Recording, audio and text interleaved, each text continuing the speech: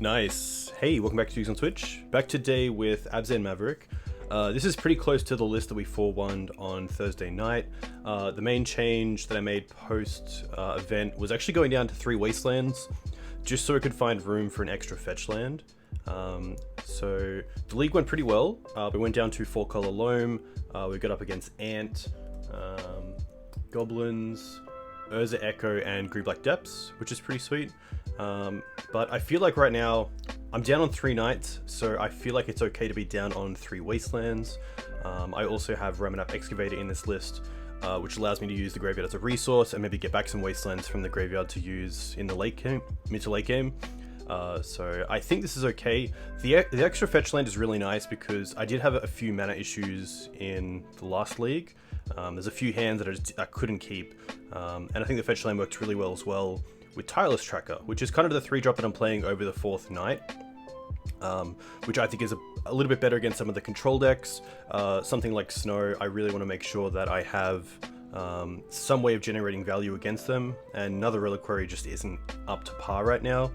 I think with Wasteland at a pretty lackluster point in Legacy, it really shows through Night how ineffective it can be against a bunch of decks right now. So I think the track is really solid. It's always a card that in the mirror or in other mid-range decks I hate to see because I know it's just going to generate so much value. A lot of the time I won't play it as a 3-drop. I'll usually play it as a 4-drop, apologies, with mana to spare. I don't want to play this into an open removal spell. I want to be able to play it and then land, and then play a land drop. So I want to generate that value straight away. The rest of the deck is pretty straightforward. It is pretty interesting to go up to 12 pieces of removal. I guess with cards like Kaya, Decay, Skyclave, and Engineer, they are... I guess all of these are actually restricted in some way, but we have a pretty nice set of removal spells here. Jitesh, a huge thank you for the 16-month sub. That's very cool. I hope you're well. Hopefully see you back in Brisbane sometime soon for some Legacy action. Hope you're doing all well up north. But yeah, I think we're pretty happy with last league and how it performed. The other change that I made with Aethersworn Canonist as just an extra hate bearer against combo decks. And as I've been seeing a little bit more Elves, I think that we're already one of the more favored Maverick builds because we have access to Black and Plague Engineer. But Canonist really allows us to slow down our Elves opponents and hopefully find the time to get Plague Engineer on board. Canonist as well, just an all-around solid card against a lot of the combo decks right now because they are a little bit slower than usual. But yeah, it's been pretty cool alongside Deafening Silence. Nissel Vital Force is a card that I've also talked about because I do like how it interacts with Wasteland against the decks where Wasteland isn't great. So against something like Snow, I'm really happy to be seeing it because usually Wasteland's a little bit dead. So the ability to turn Wasteland to a 5/5 threat is pretty amazing. And it's just an all-around great Planeswalker.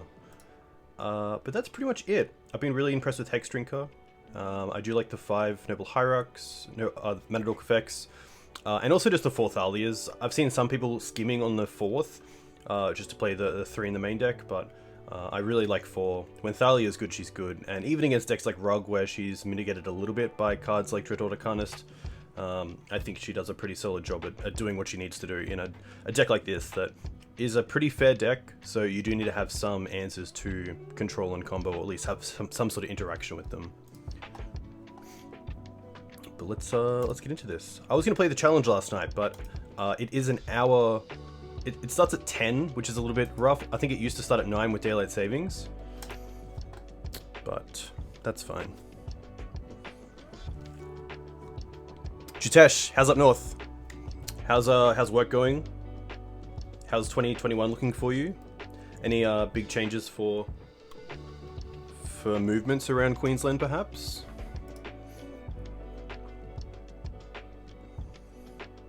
All right, up against Gav. Classic. So this is probably going to be a mirror match.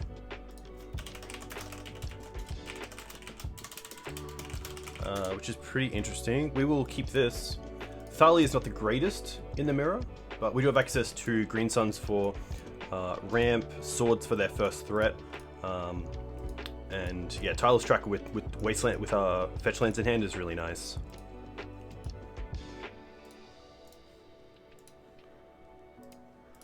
Whew. Oh, it's my turn 1. Interesting. Okay. I'm probably just going to go ahead with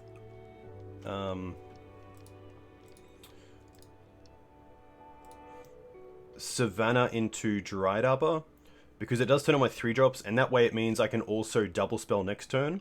So if my opponent does play like a Noble Hierarch, I could Swords and Thalia, so it's nice to actually have the line to do that. I could keep the fetch land for Tireless Tracker, but Bayou into Dried Arbor means I can only cast 1 white spell next turn.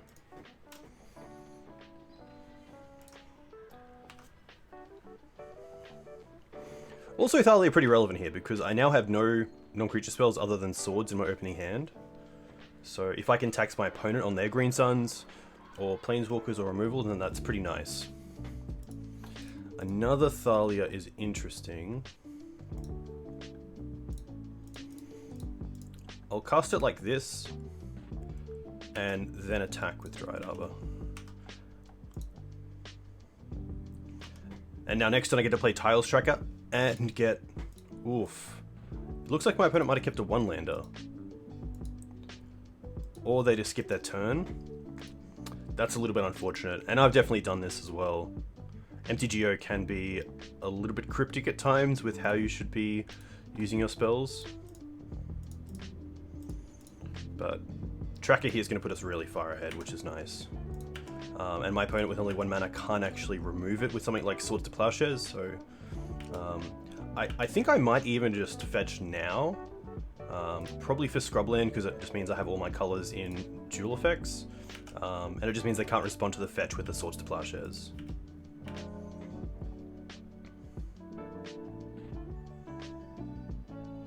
Ooh, okay. Interesting. This could be some sort of 4-color version.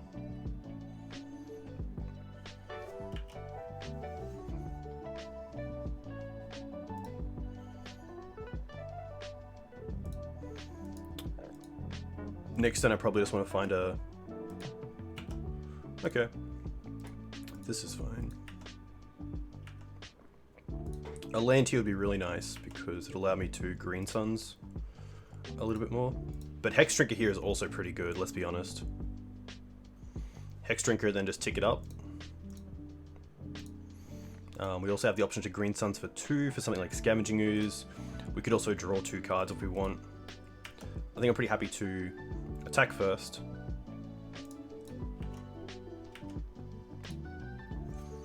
If my opponent is playing Punishing Fire, then there is a part of me that does want to play around it a little bit and be able to crack this clue here to make the Tireless Tracker a 4/3, which would also allow me to get an extra damage in, which I think might be relevant. I'm going to assume my opponent is tapping out again next turn if they're going for mana here, so I probably have the time next turn to actually just play this Hex Stringer and tick it up as well. So I am going to do that. So let's go like this. Crack a clue. A land would be kind of cool. Okay.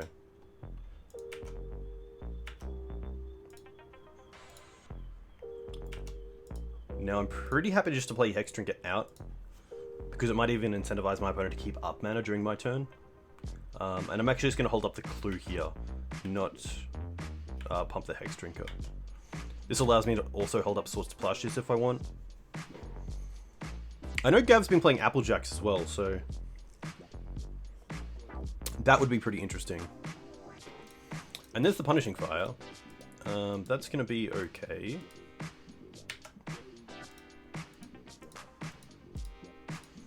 This is fine as well. We're pretty close to having lethal. Especially if we draw a land, we could even Green Suns for Questing Beast, which would do it. There we go. Nice. So, although, if I had to rely on the Hex Drinker there as a threat, I wouldn't have played it out, but I'm pretty happy for my opponent to spend their turn dealing with it.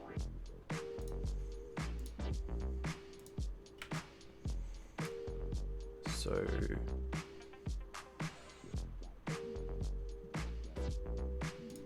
two for Thalia, and then 4 for Green Suns.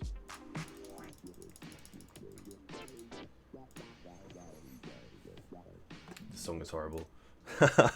Let's get Questing Beast. Yeah. Pretty unfortunate. I think the Gav there did misclick with the turn, because it looks like they had lands to play at least.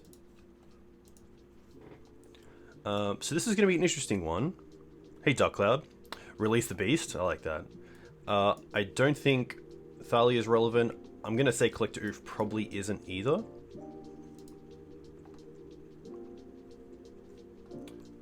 I do like Skyclave. Hey Ben, welcome. I hope you're well. Nice seeing you last week at Legacy. I do love seeing some Cryptic Command in Legacy, I will say that. I think it just might be the Planeswalkers here, which these decks can go pretty, at least these matchups can go pretty grindy, so I don't mind this. Leyline's also interesting. I don't mind just the one Leyline, which is a little bit tough. Hey Mozzaball, welcome. Leyline I don't think is a card that I want to rely on against my opponent, but I think just having one in the deck is kind of nice. If I have it in my opening hand, that's amazing, but otherwise I can still cast it late game. And even on turn 4, it's not the worst, because it turns off things like punishing cards down the line. It can make Knight obviously a lot smaller.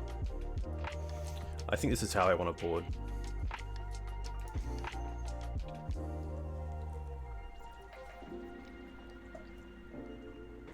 Ben, you'll appreciate this.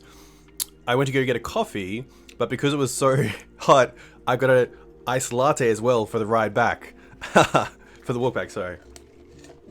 So, definitely getting my caffeine hit today. Just, yeah, bloody hot one in Brisbane right now. But I don't like how the water gets everywhere. The, condensation. Ooh. So we saw BUG main deck, which is really interesting. We saw Punishing Fire and Grove, which I'm going to assume my opponent still has other removal.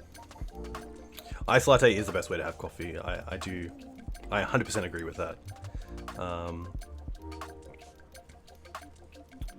What's the...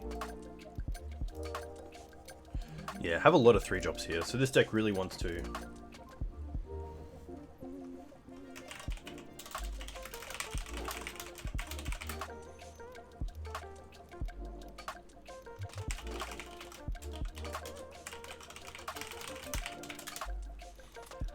This is an interesting hand. I think I'm pretty happy to keep it. It's got all the mana in the world, which is nice. And I don't think my opponent would be on something like Thoughtseize, so if I can just play my land drops, and maybe even grab something with this Engineer, like a Noble Hierarch, that would be really nice. Just a pass. Okay. Another land isn't really what we want here, but I'll take it. I probably don't even mind just going for a Savannah here, because if my opponent wants to take the time to wasteland me, I'm probably okay with that.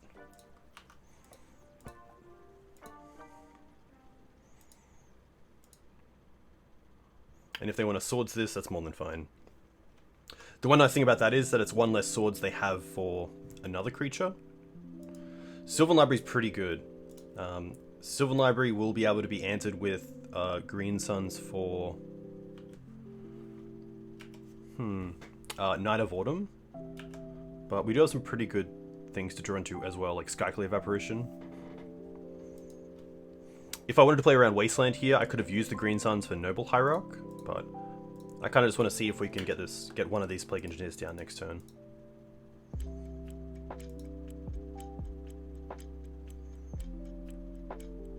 Knight's fine. Oh.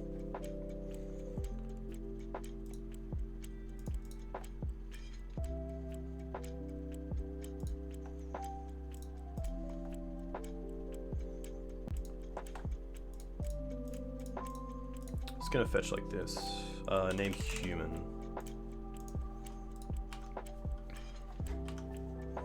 And then maybe next turn we can take out the Sylvan Library. But my opponent's also already drawn a card off it. So at least Knight lines up pretty well, because I get to take out the library but still have a creature. And they lose a library but they've already drawn 2 cards. So actually they're drawing a Okay, 3 overall, so that's pretty good.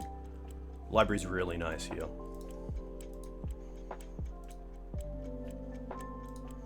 Another knight, okay.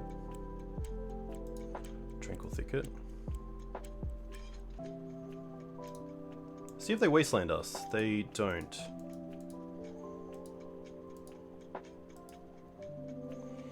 I think here I just want to go for Green Suns for Knight to turn off the Sylvan Library. Although they are at 7, I think just the way that Sylvan Library extends their hand is enough for me to really warrant some sort of removal effect. I could also go for Engineer, and then next turn try to Green Suns for Ooze and kill the Knights by taking out their lands, which is really interesting.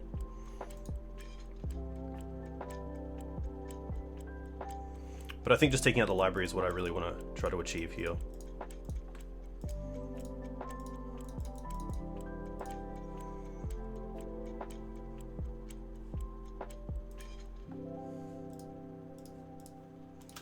Opponent not also wastelanding me in their turn, which is interesting. So I did get all my mana to use, which is nice. I could have also attacked there, let's be fair. I think maybe an attack was correct because they are at 7 and this creature has Death Touch.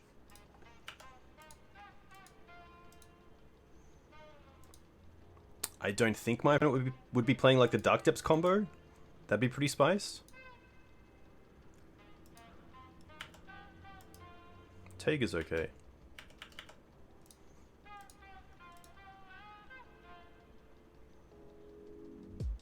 Valakut Exploration, okay. Interesting.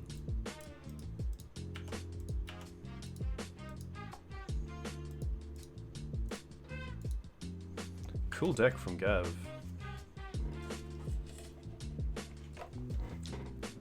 Does tiramisu count as having coffee? That's a good question. I can't say I know.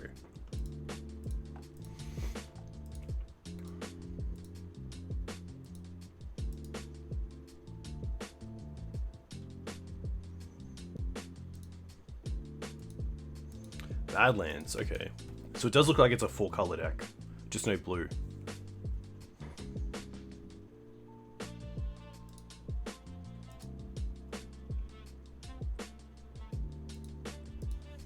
We can do 6 here as well. There's nothing that we can do during their turn.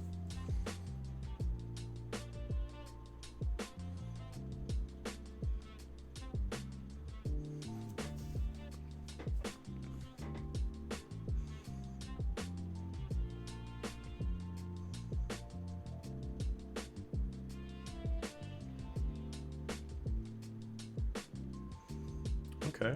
They're playing Loam as well, interesting. Just a pass back. So a removal spell on the Knight here would be pretty fantastic. Surely they're casting something here.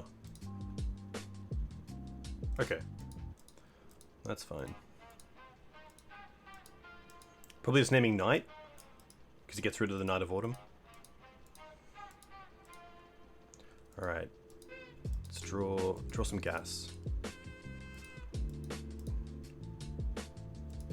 Library's not the worst, but it is a little bit slow.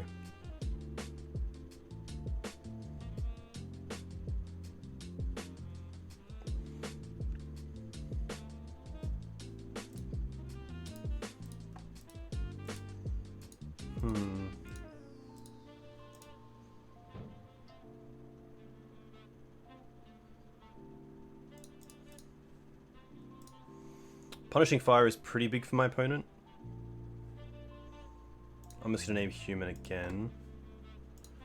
Play a land and play this library. Try to find removal.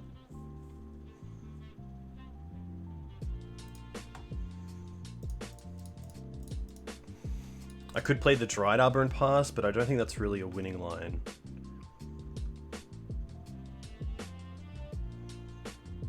Seeing the Loams, I'm probably more likely to bring in the Ley Lines.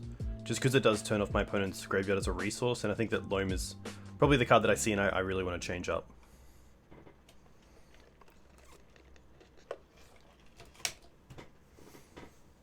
Field of the Dead. Okay. Field is 7, I believe. So they need 2 more.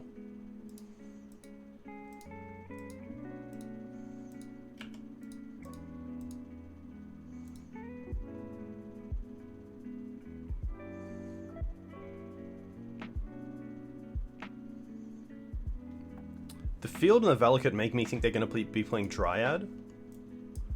Getting back lands, that's fine.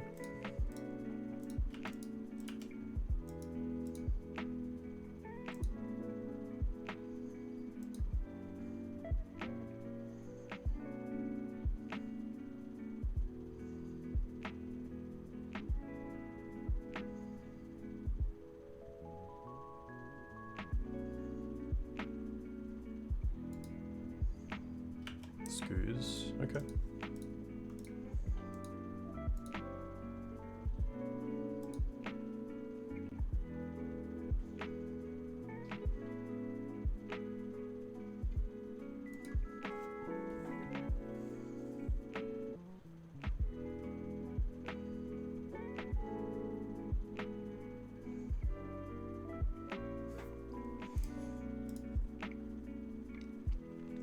Three ley lines are looking pretty good. I'm just not sure what I want to take out from the main board. Everything kind of has its place. Maybe it's the Kayas? No attacks, okay. Alright. Not what I want to see. I think we've drawn one spell.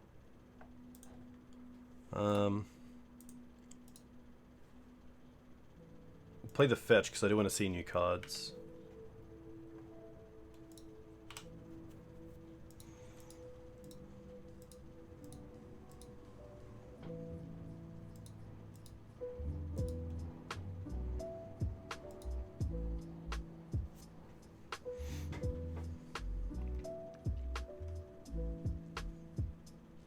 Blaststone's interesting, but at least for 3 it takes out the Knights and the Plague Engineer and the Valakut Exploration.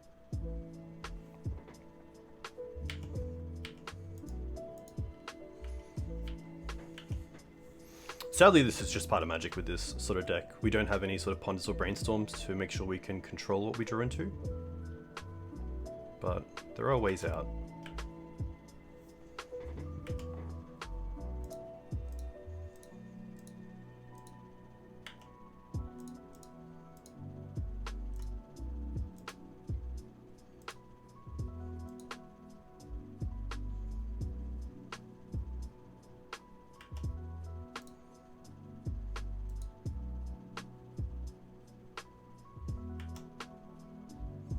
Skyclave's pretty good. I'm just going to fetch a response to get those cards out of the way. Do you have... I think you have...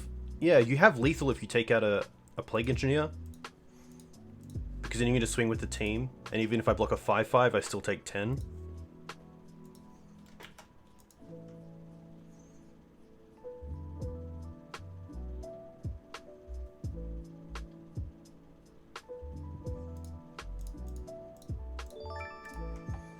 Hey Jerry, hope you're well, thank you very much.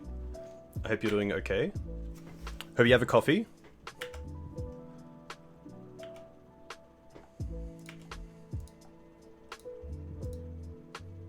So I will respond to the first Knight by hitting the field, but then they can get a second trigger off the second Knight.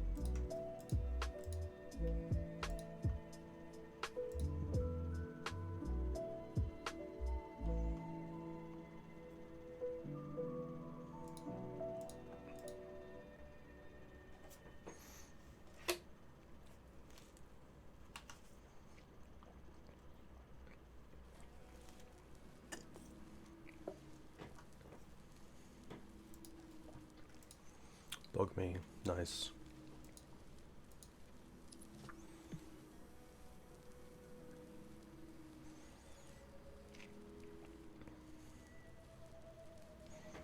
Tough one. I sadly don't think we're winning this match, but this game at least. But at least we have game 3 and a fair bit of time on the board as well, which is nice. I am still going to just play this game out to see if I can see any more cards from my opponent. But it looks like they're playing Dark Confidant. Okay. Well, then this just looks like a Loam deck. More than Maverick. I guess there's some thought that the extra plague isn't that great, and just 2 is fine.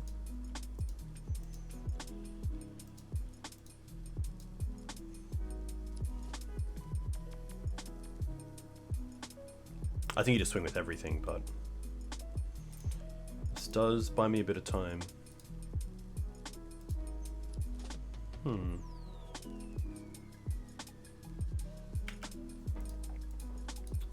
This is a pretty good trade.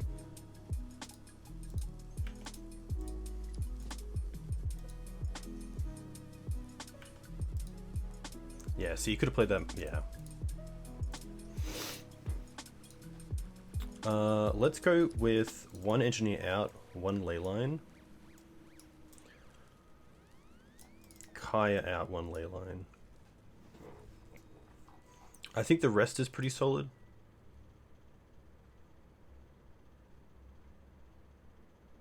Could also go down on a Kaya and just bring in the 4th, because I probably want to see this in my opening hand. I believe we saw Mox Diamond in the bin, so I believe they can have like turn 1 Mox Diamond into Loam.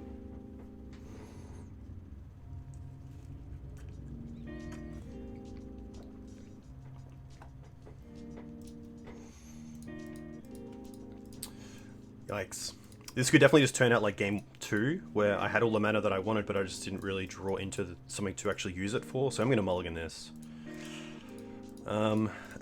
Okay.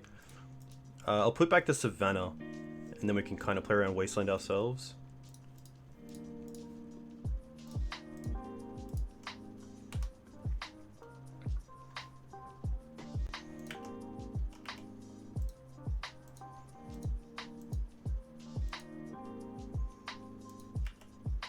There's Mox.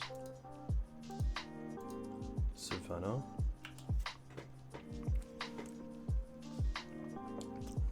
Forest. Library. It's pretty good.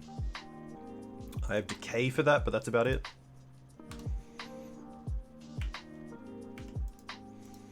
I guess Skyclave as well is pretty good. But the turn 2 libraries here are really nice.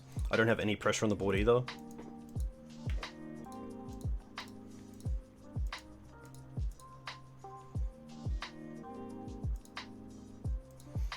Skyclave's pretty good. But I will be able to destroy it here. And get this 4/4 going, which is kind of nice. Our own library is actually pretty good as well.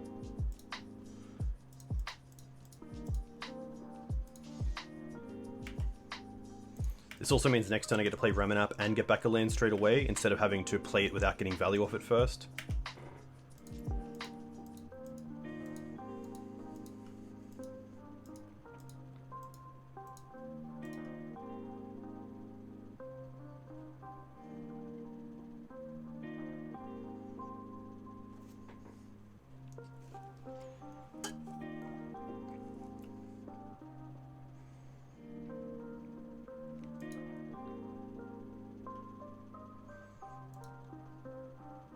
The illusion pretty nice as well, because if my opponent has to use a removal spell on it, that's really good, because I've already 1-for-1'd with the Skyclave apparition. I guess they took out the ley line, so yeah, it can work in mysterious ways. Skoos is okay.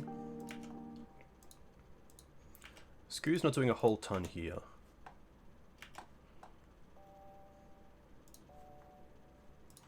Okay. I think I'm just going to pay for all of this. I could put this back on top and then pay for another card down the line. I think it's a case of what am I doing this turn. I'm definitely attacking for 4. I'm probably then just playing the Ramanap and wastelanding my opponent. So I'm going to put the Cradle back on top.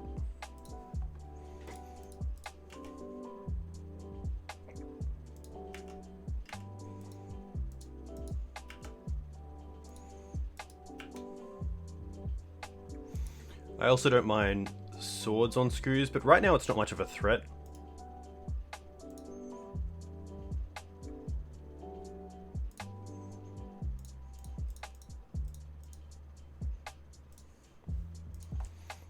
Play the Ramanap, and this way my opponent can't eat in response, which is kind of cool.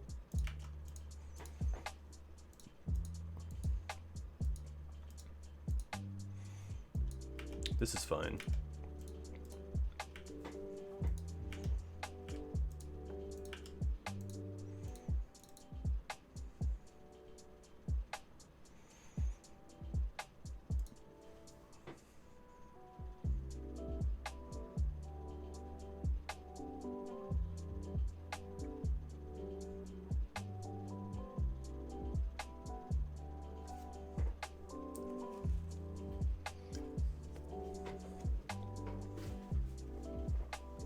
Interesting game so far.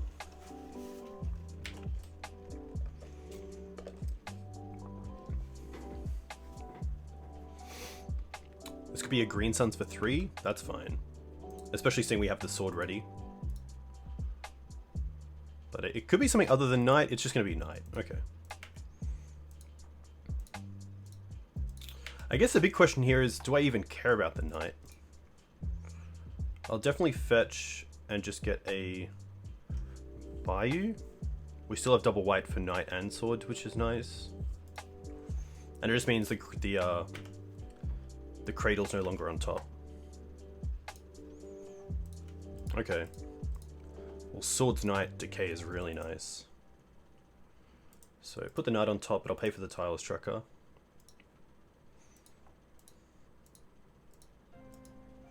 And then we can even do something like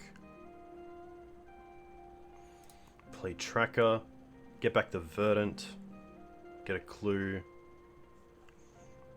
I can still decay the Knight as well and then swing in. I think first we'll see what happens if we attack.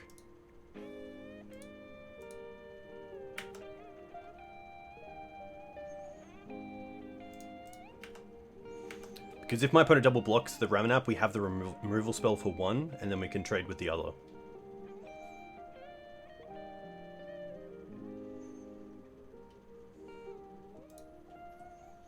I'm gonna let it slide. Cool.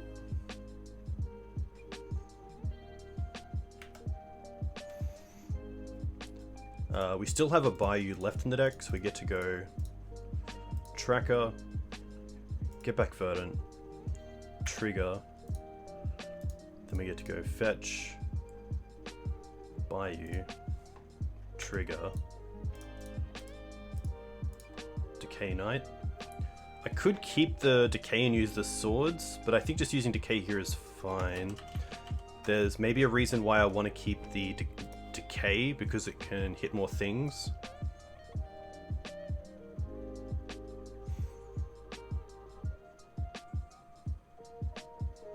I'm probably okay with swords, let's be honest. Swords also means the scoos can't grow, which is kind of nice.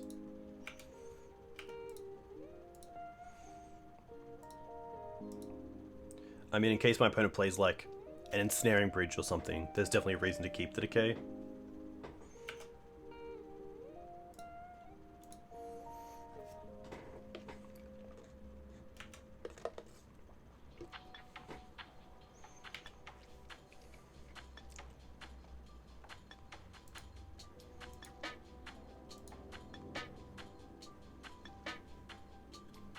Punishing Fire is fine. And another Knight is more than fine.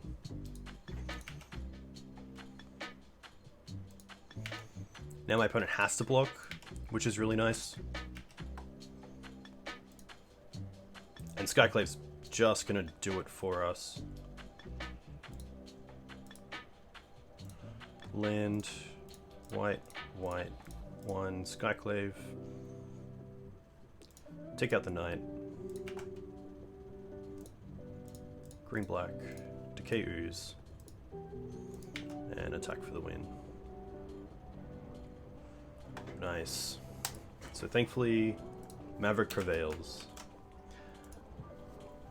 Leyline pretty nice there. I'm not too sure how much of an effect it had on Gav, but the Skyclave taking it out was actually kind of good for us, because having that 4/4 is pretty great for pressure, especially when my opponent is off on a Sylvan library. I really want to be chunking away at their life total. Hey Gav, welcome. The Sylvan libraries were huge in that game. In game 2 for you, and then in game 3 for me, especially because I didn't have the 4/4. attacking me. Yeah, F6 can be tough. I've definitely done that as well. You didn't know Queensland was 2 days behind the rest of Australia? Ah, Pandizzle, thank you. I will update my stream title. Classic. Thank you very much.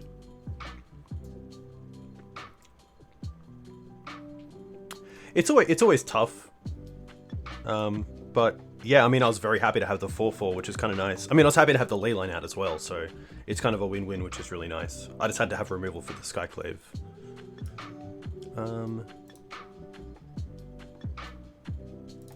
How do I edit? There we go.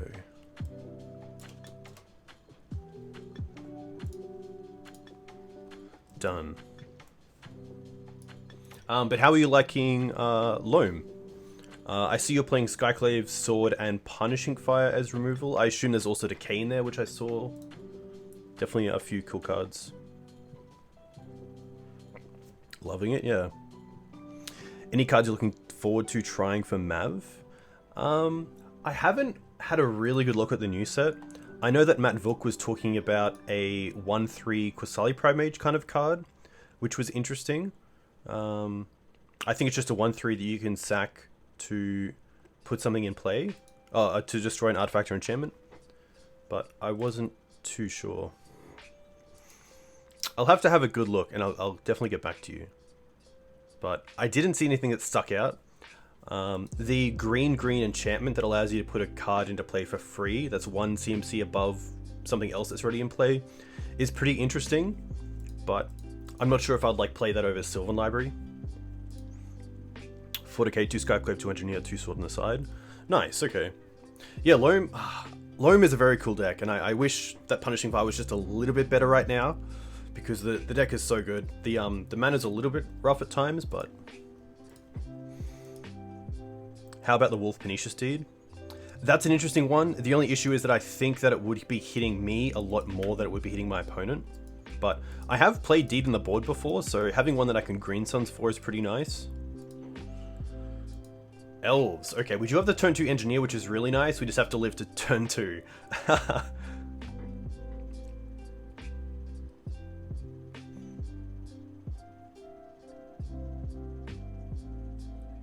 Opponent having a think.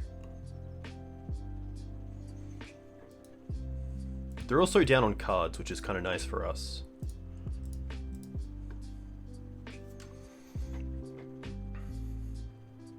Yeah, very true. I mean, if you run into Oko, if you run into Uro, if you run into Dreadhorde Arcanist, they're just the 3 same things for me. And you have Punishing Fire to feel bad, but I think a lot of the time you will have other removal for it.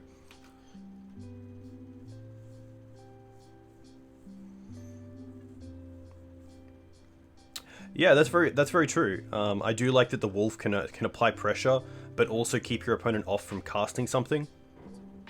Please don't be a Glimpse. Oh, this is the Nettle Sentinel version. Interesting.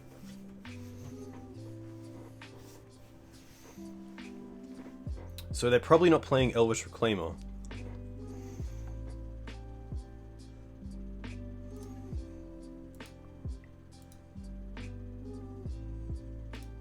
Another Sentinel is okay. They could attack with a Korean Ranger here, but they don't. Interesting. Alright.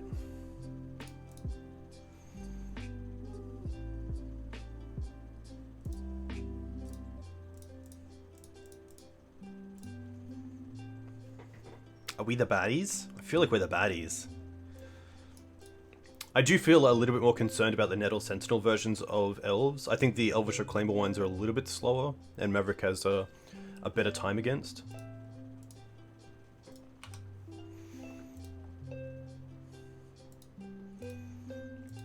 Engineer here really solid.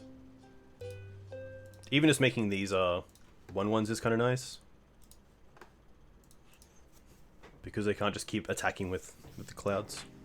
Plague Engineer is never a baddie. Dark Cloud, I can think of many cases where it is. Why would? Okay. Yeah, very true. I mean, sometimes you sadly just don't draw it, which can definitely happen. Removal spell? Kaya, one-time Kaya. Kaya would be sweet on Wywood here. Canopy.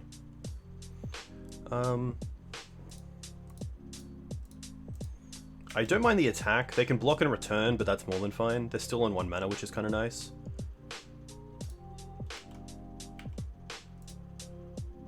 I guess they could block with all 3. Maybe there's a reason why I should have played the other noble first, but if they're going to block with all 3 here, I'm pretty happy for that. They're actually going to block and return. This is fine as well if they're stifled on mana. Because now I'm pretty happy to go Canopy so that next turn I can draw a card. I should have definitely played the Noble first up because I am going to do it. And then play Knight, which really pressures them to find other basic lands as their mana sources. Hey Xao, welcome. Hope you're well.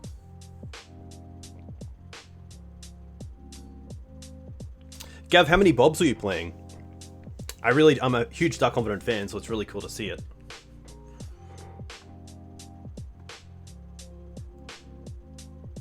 Three Bob, 3 Library? Nice. I really want to play 3 Library. I just want to see Library so much more than I do when I play 2.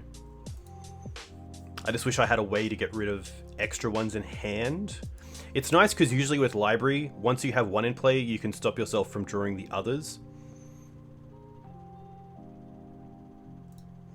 Another land isn't great. Let's draw a card.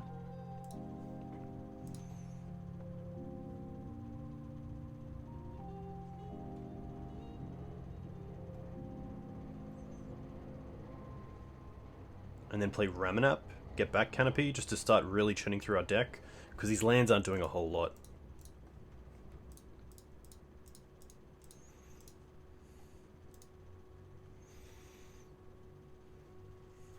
How long until they make Library on a body? Do you mean Dreadhorde Arcanist? I'm going to hold up Knight here so they can't get Dried Arbor or a duel in my turn. Library on a body would be pretty cool. I'm really waiting for... I just wish Leovold was green, white, black instead of green, blue, black. Sylvan Librarian? Nice. Mozzaball. Are you in the design team? I feel like you're in the design team.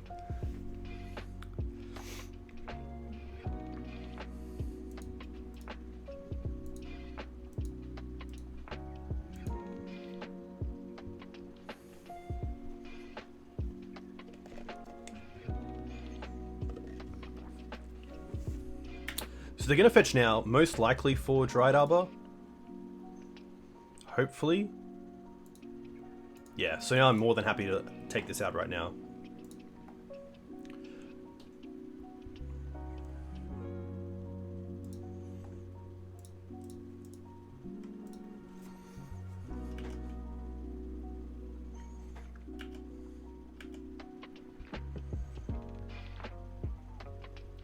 Yeah, Dreadhorde Arcanist is a powerhouse.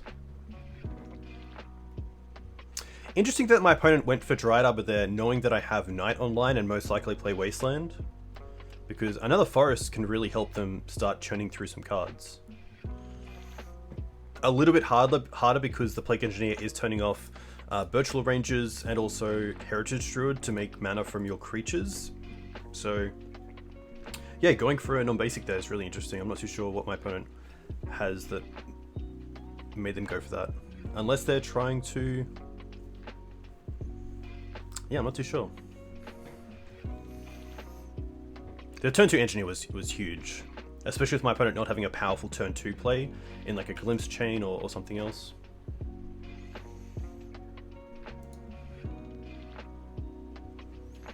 I have played Loam before, yeah. I really enjoy it. I used to have it in paper. I think at the end of last year, I played a co-match or a co-stream with Connor, Loamer Boy, and we played a pretty cool version that was a 5-color version with Niv Mizzet and Omnath as Green Sun Zenith targets, which was pretty sweet, but I do think that 4-color Loam is pretty nice right now, with like Uro and Oko, which is kind of sad, but just feels really nice in the deck. Yeah, so the card that I was kind of struck on was Leyline of the Void, because I think it's pretty powerful at turning off a lot of your stuff. But I'm going to draw a card here first to see what we draw into, because then I can also get it back from the graveyard. Swords is huge. Okay, Swords is a fantastic draw.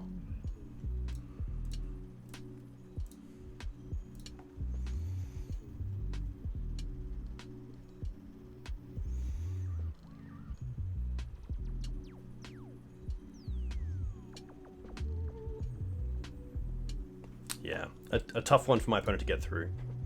Luckily for this matchup, we do have the Canonists and the Skyclave, and the extra Plague Engineer, and the Teeg.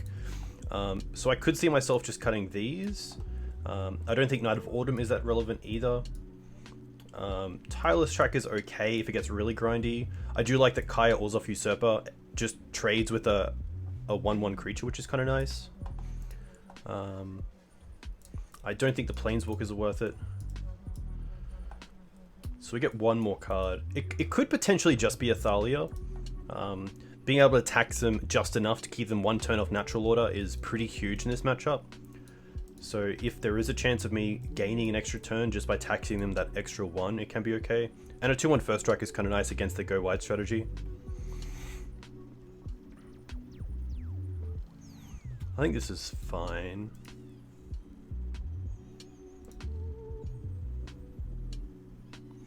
The only issue with this version not playing Mother of Runes is that Canonists and Engineers and Gaddock Teeg is open to Abrupt Decay.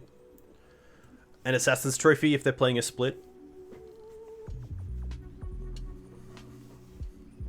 But yeah, I think Leyline against Loam is fine. I think it's a case of just Maverick having a lot of good main deck cards that it's kind of hard to board out enough for the cards that you kind of want to bring in. Because I wanted to bring in like the 4 Leylines, the Skyclave. I guess that was it. There was a consideration for keeping in Collector Oof just because of Mox Diamond.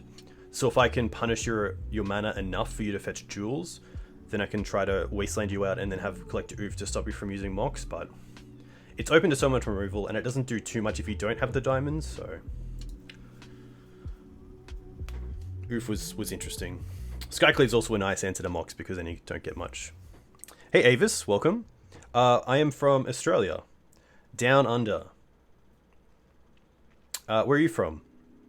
Do you play Legacy? Does your local community have a Legacy scene?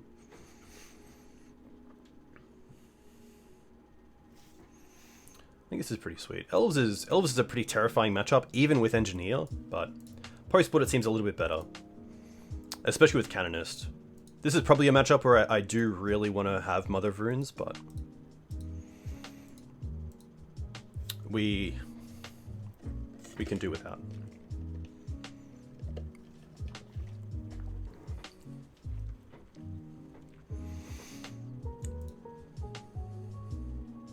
I believe my opponent also mulliganed last turn, so sadly this is a pretty awkward hand. It does have acceleration and removal and some flexibility in Green Suns, but we don't have a green source that comes in untapped. If this was like a fetch land, I would call this a pretty great hand because we can go turn 1 Dork into turn 2 Gaddock Teeg, or even just Swords to Plowshare straight up, but this hand doesn't really do much. This is tough as well because it's a great aggressive hand, but it doesn't really do anything against Elves. And unfortunately, I don't think keeping this hand puts him in a position to win the game, so yikes. I guess we're going to 4.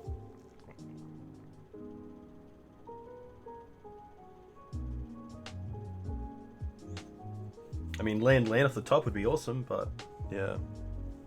You're from Spain? Very cool. Yikes. Okay, we'll keep this. We'll bottom the Knight, the Thalia, and probably the Kaya, and just hope the Engineer gets there.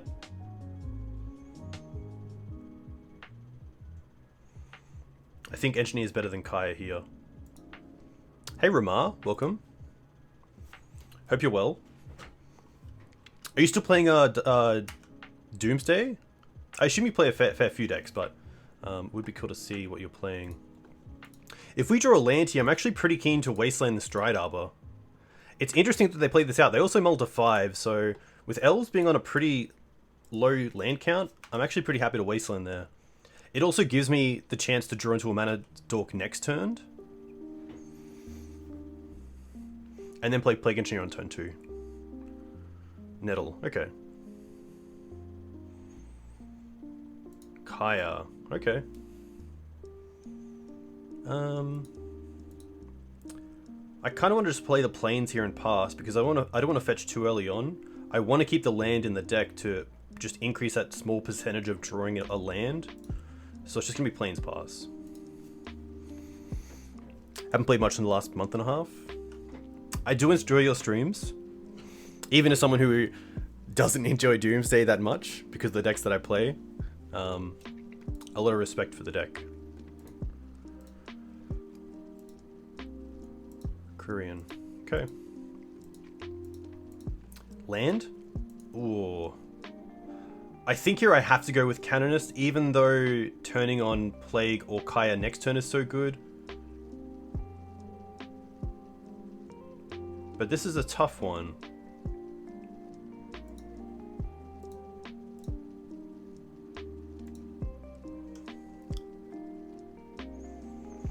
Kunaros is a sweet card. I know that Saito San, who is a Brazilian player, who's had some really good finishes with the deck, played Kunaros and really enjoyed it. I think it's just Canonist and just knock the top of the deck and hope it's a land. Because I don't want my opponent doing some sort of glimpse chain next turn. I think this is still fine. But yeah, Kunaros is sweet because the life gain is actually pretty important. And then we also have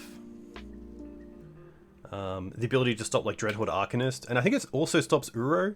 I've got to get it up and have a look. All right, land. Oof, no.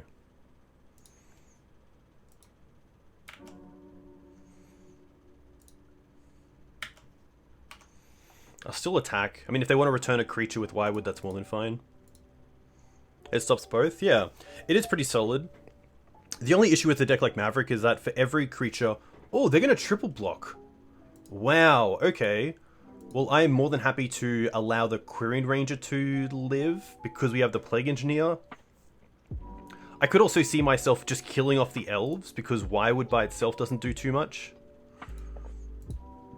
This is actually a pretty big win. I think it might just be this. I could leave the Quirion because it also dies to Kaya, but so does Wirewood. I think we just trade like this. 2-1 and... Unless they can... Okay. Interesting. I think my opponent might have had a chance there to actually, after I set damage, return the Quirion Ranger to their hand. I feel like they could have stopped, because you can do that with Mum. Oof. Now this is tough.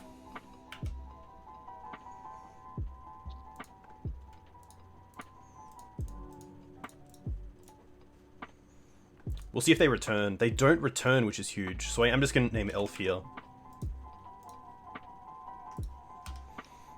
And then next turn I get to Kaya the Wirewood. Really strong position. They're also just missing land drops, which is huge.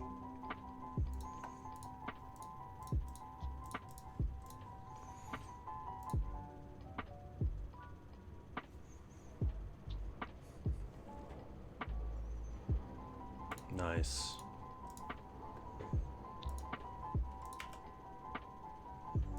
And then next turn we can go Knight if we want to start attacking their mana base. We can go Sylvan Library and Bird.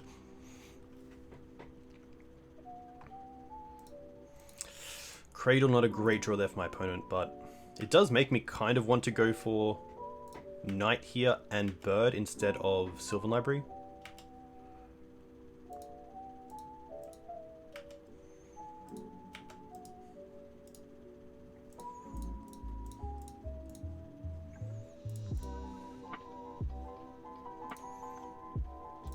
Looking really good for us. Oh, I have to take up this as well. Let's take out the Verdant and the Dryad.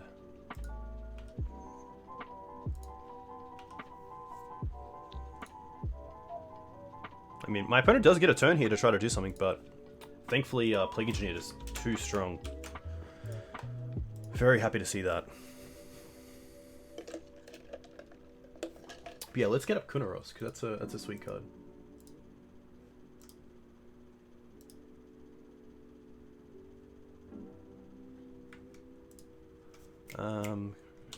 Kunaros, MTG.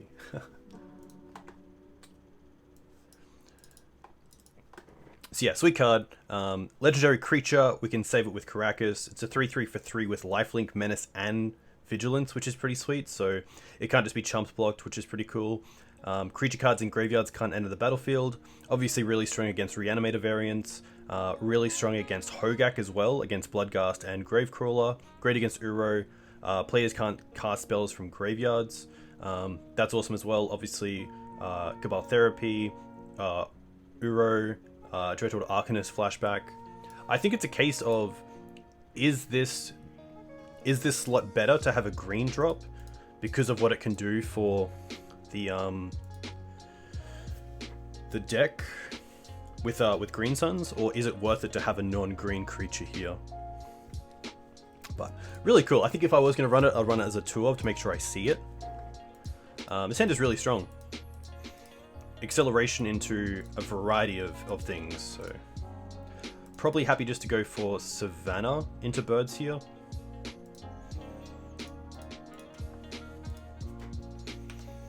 Not too sure my opponent is on.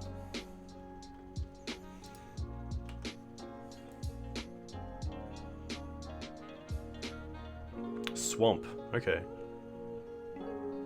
Cabal, okay.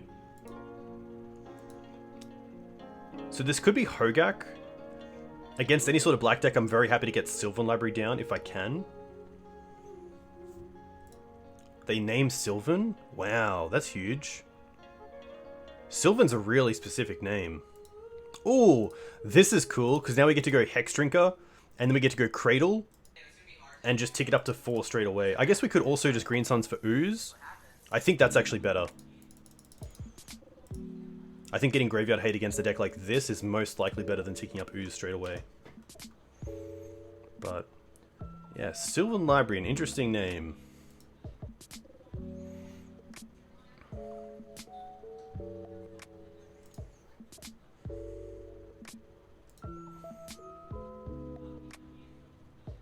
It's gonna be Hogaak, probably.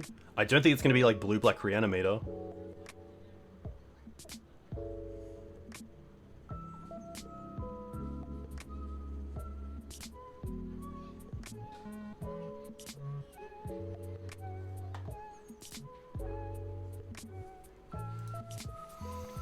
Do I think Green Suns will ever be unbanned in Modern? This is a topic that I'd love to bring up as a piece on the greensunzenith.com.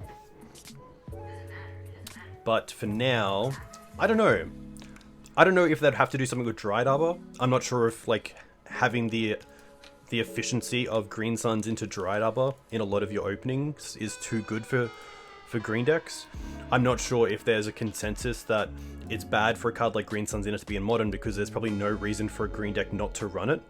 So all green decks should pretty much just be 56 cards and 4 Green Suns Zeniths. I'm not sure if that's a consideration. Oof is nice because it turns off the altars. I'm not sure if I want to go after the Stitches Supplier here with Decay, see what it hits, and then start eating stuff. I don't mind that.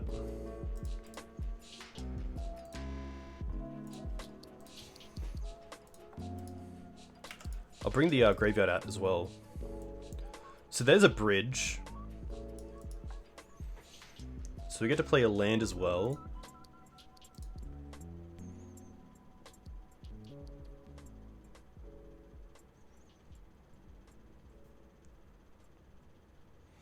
I think here I'm happy to wasteland my opponent and then take them off the bridge and the Bloodghast.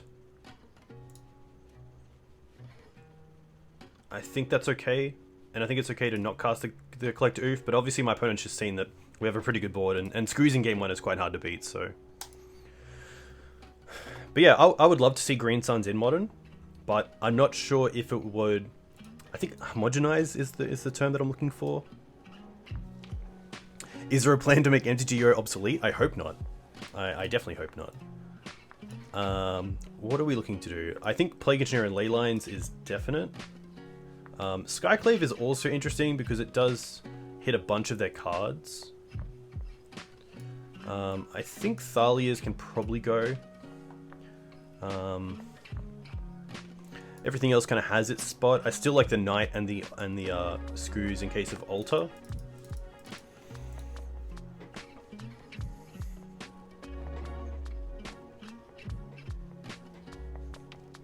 I think with the success of Eternal Weekend last year on MTGO, I think that Wizards probably have a consideration to keep MTGO around for a while, because it's going to take a long time to get all the cards on Arena if they were going to start putting Eternal formats onto Arena.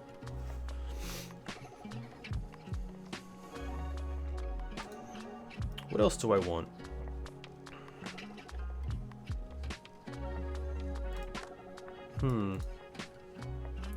Maybe I don't want the extra engineer. It is kind of nice because it does turn off a lot of things, but making their creatures die can sometimes be a little bit awkward if they have bridges in the bin. I think I'll stick with the 2. I mean, having a Leyline in the opening would be fantastic. And this is actually a really nice hand. I'm pretty happy to keep this because it doesn't just have a Leyline, it has mana acceleration, it has removal and Plague Engineer. Yeah. Leyline also can just be a card that gets my opponent. I've had a lot of turn 1 concessions to Leyline, which is pretty great. Yeah, I think that MTGO does have some... It has a learning curve for people coming into the format, but you gotta love it. You gotta love it for what it is. There are some bugs. I know that currently... Yeah, see, that's Leyline for you. This is Leyline for you. Like, just... Always.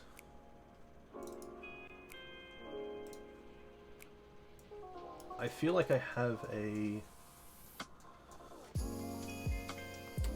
like a running joke on Twitter, and I just try to post every time that Leyline gets it, because I think this is the big reason to run Leyline over things like Surgical, because it just gives you outs that you otherwise might not have.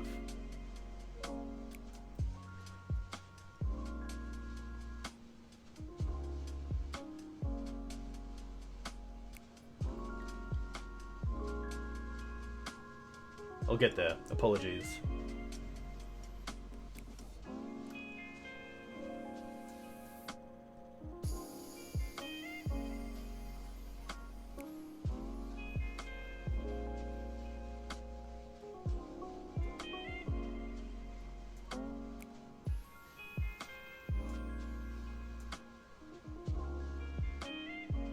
There it is.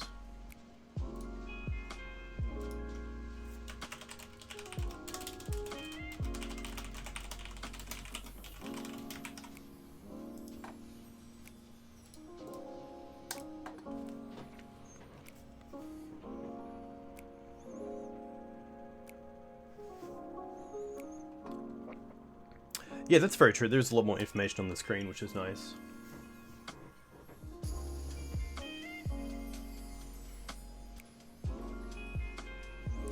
Yeah, Ben, that's a really good question. So obviously it kind of seems weird for a deck that runs Gaddock Teeg and also Green Suns, especially seeing that the deck used to run Gaddock Teeg main deck until Collector Oof came along.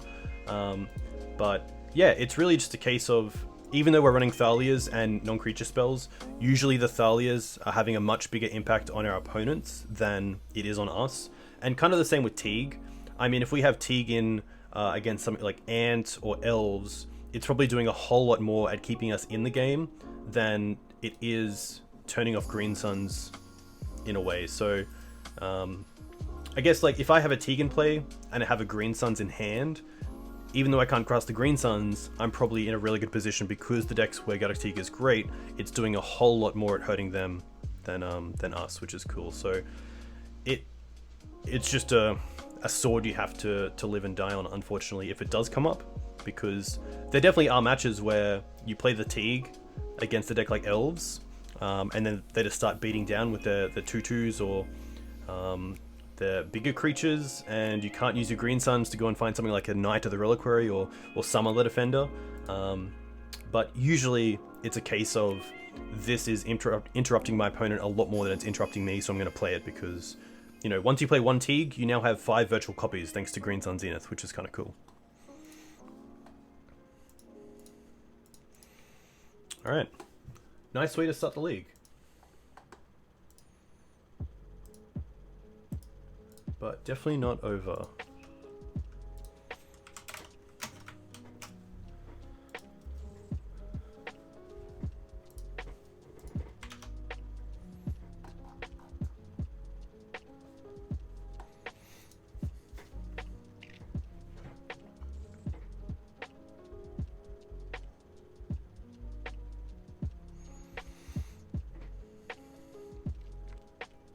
Yeah, Teeg is pretty nice, and it's pretty good to get it on camera against Elves, because if you don't have your hate against Elves, it can really run over Mav. It's a tough time sometimes, but yeah, I was fortunate enough to find it, and I was fortunate enough for my Elves opponent to not have a removal spell like Abrupt Decay in their hand.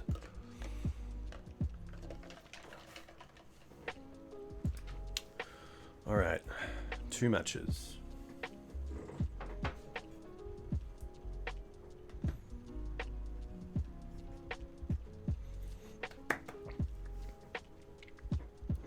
Cool game so far. I guess Elves was a little bit rough. They mulligan both games, and then Plague Engineer on turn 2 and then turn 4 is obviously pretty good against a tribal deck. And I think BUG is a pretty good one. Hey, MTGO Brazil, welcome. Very cool to see you in here. Very cool to know that Brazil has a very strong Eternal base. I'm not too sure what my opponent is on, but I'm going to keep this, even though it's a 1-lander, and I don't usually keep 1-landers, I do have acceleration in multiple ways, so I think I'm okay with keeping this. And hopefully this deck goes the whole 16Ks.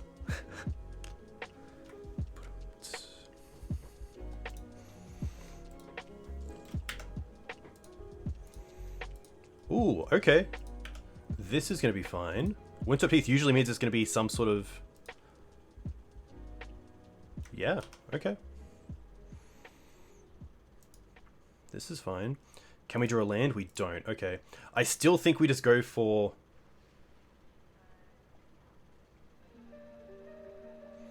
Bayou into Noble Hierarch. It does open us up to Wasteland, but I think just getting my colors online is the most important thing here.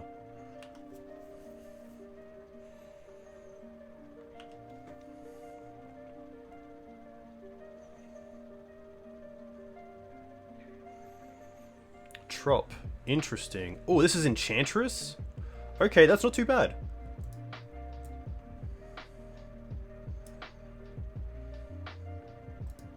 Beast. Okay. I think here I just want to go for Swords on the Dryad Arbor to slow them down, and then next turn we can Plague Engineer Human Druid. So let's build out our mana. Getting Dryad Arbor, and then attack theirs using swords.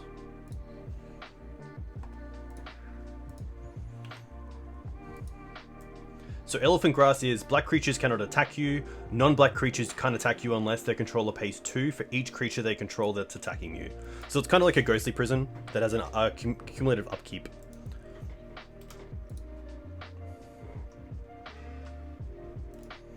Wild Growth is pretty good. Names Human, so it names Destiny Spinner as well. Thank you, that's a really good heads up play.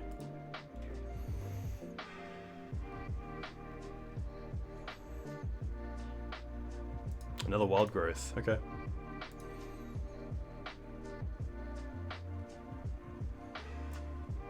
Human as well, cool.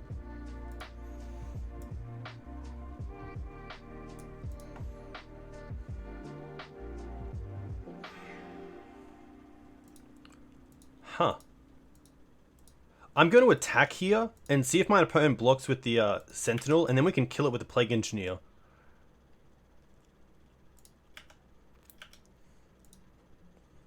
I mean, this would be huge if they do.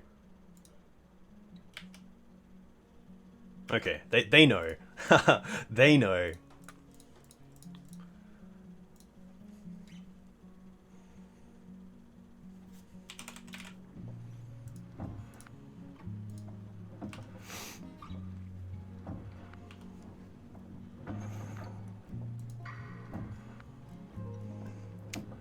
Random cannot be counted, green stuff can sell.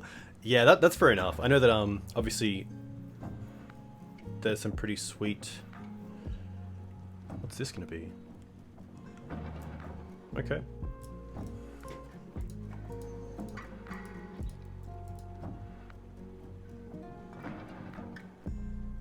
I probably just want to go for Questing Beast next turn, but Elephant Grass is gonna make that a little bit harder.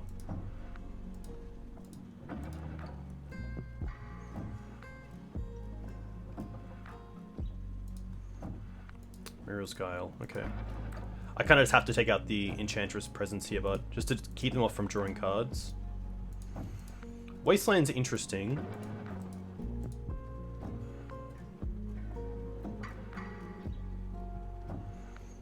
Yeah, very, very cool to see. I mean, very cool to see Enchantress, by the way. Is there a case to Green Suns for anything here? I don't think so. I think Knight of Autumn is just the better play.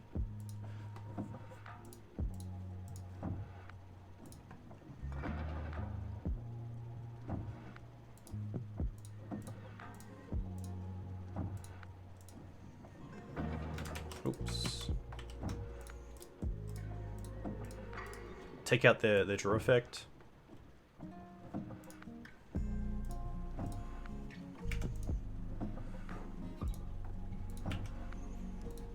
I could actually attack here, but I actually can't, sorry, because of the Elephant Grass.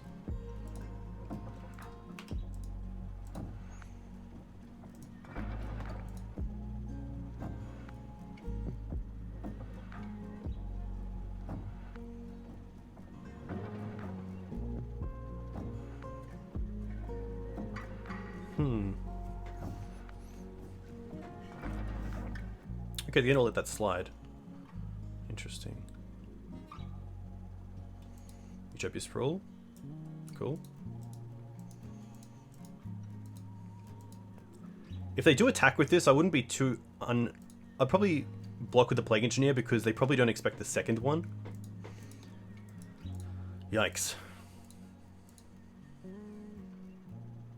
Doomwake Giant is really good. That's a big yikes.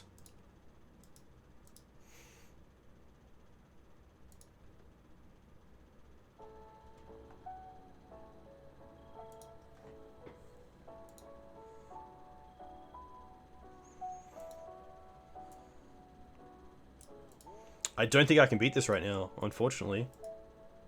I guess we could try to draw into a Swords to Plowshares.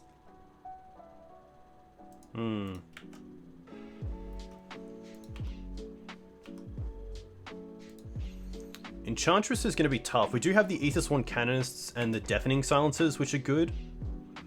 But otherwise, it's a very uphill battle. I don't know if I want the Gaddock Teeg. I think a lot of their stuff stops at 3.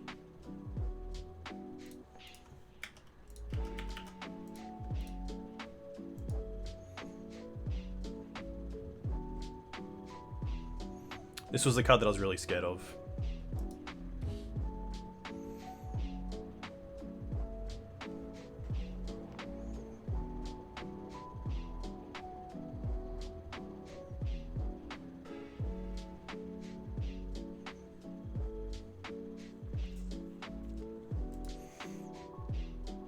Ground Seal. Okay. It's a pretty cool meta call.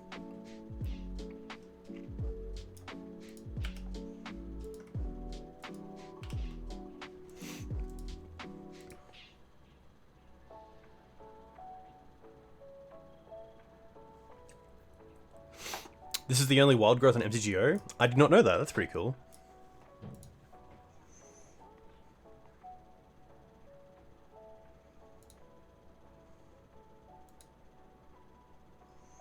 Yikes.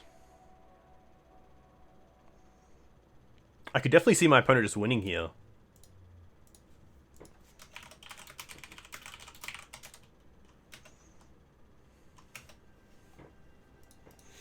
Are they playing Kaya? Okay, that's some good knowledge.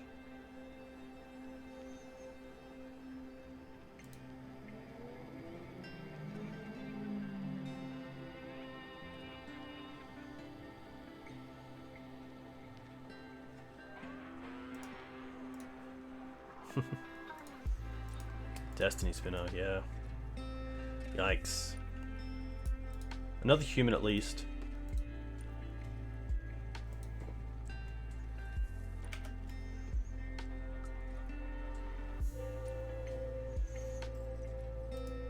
Okay, that's a start. But I mean, they can make a land, a 9/9, I believe, so they have more than enough attackers. I can't. The Swords doesn't really do anything here, unfortunately. I think we do just. I'll actually just pass, just to see if we see any more cards.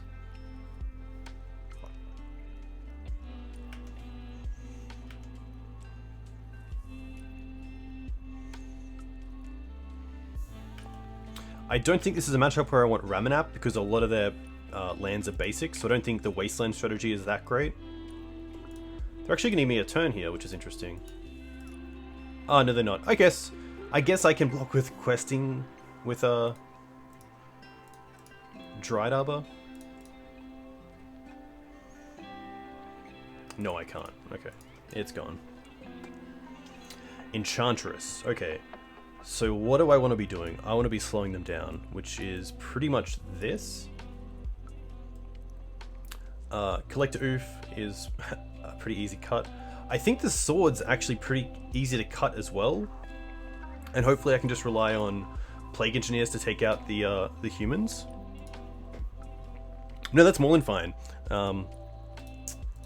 That is more than fine. Scoos is probably loose as well. It's probably something like this. I don't think that Enchantress plays anything that I need to worry about with Teeg.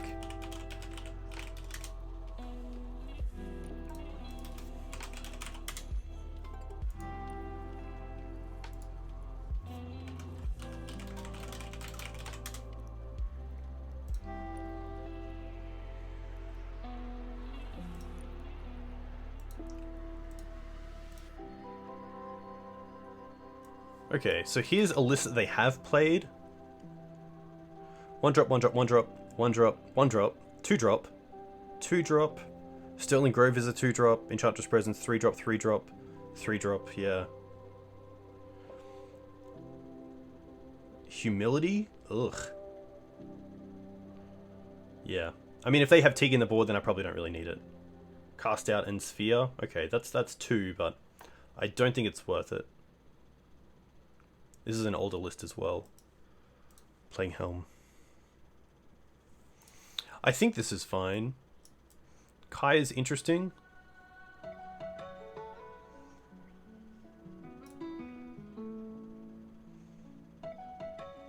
I really like Kaya because it gets rid of the enchantments on lands.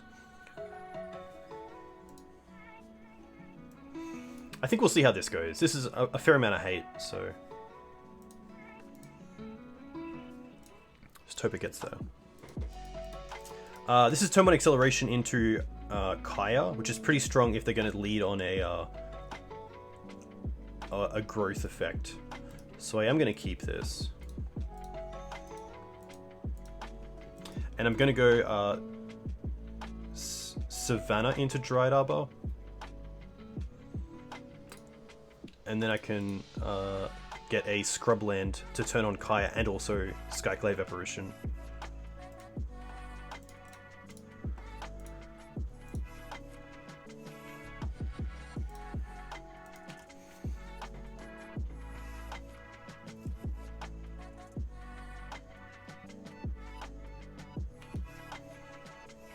So I really want to see a growth effect here on a basic. That would be awesome to see. Okay. Green Suns is pretty good. I guess it does mean Knights now the play. Deafening Silence is interesting as well, but I think I want to go Knight.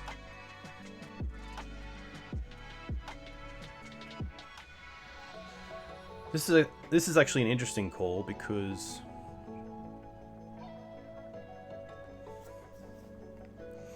Dom Harvey just 4-2'd the challenge. Very cool. I like that a lot. Actually, that's very cool because Dom reached out before and was like, just giving myself reasons to play Savannah. So very cool to see that he did well. Nice challenge finish.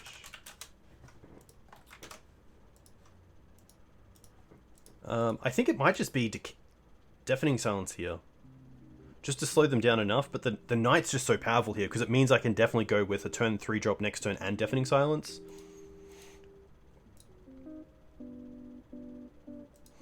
Deafening Silence and Hold Decay is interesting as well. The only thing is that I don't think there's anything that I want to decay other than a 3 drop, because Kaya and Skyclave answer them already. So at least Knight next turn can wasteland my opponent and also play a 3 drop. So I think I am just going to go for Knight here, which leaves me open a little bit, but hopefully it pays off.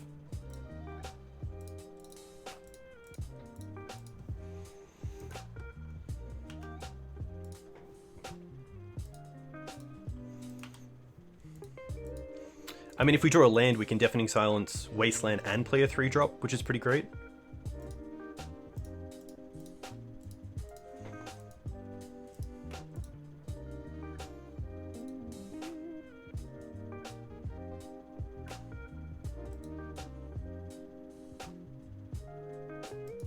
On thin ice.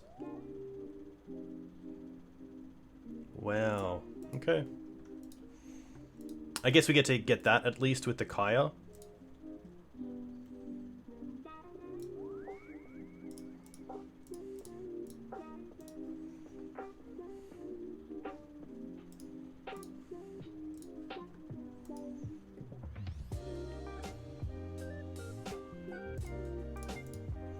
And now I can get another Savannah and play the Deafening Silence.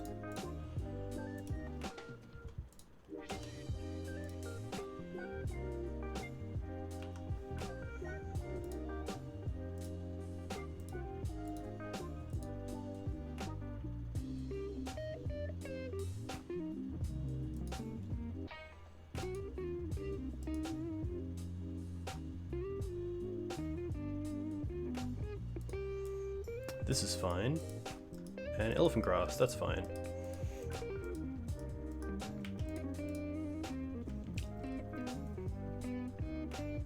Oh, Green Suns. I think the Green Suns I just want to keep. And I just want to go Skyclave on Champion and Wasteland my opponent off the Savannah, which takes them off white mana.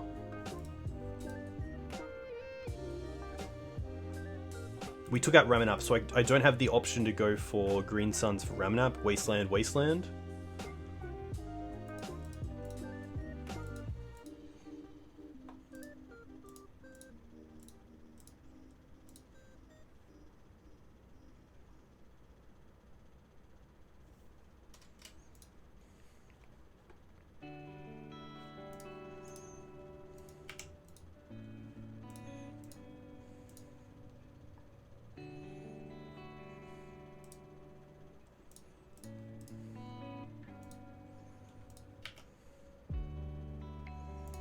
Get in for 1. Oh, I can't. Okay, that's fine. Elephant Grass doing Elephant Grass things. That's fine.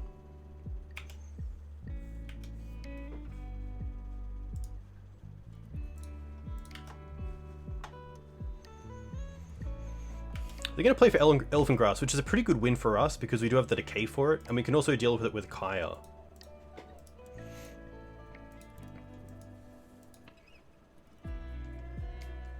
Wild Growth is fine.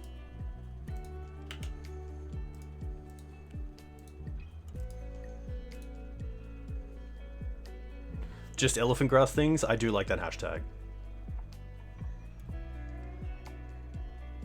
Alright.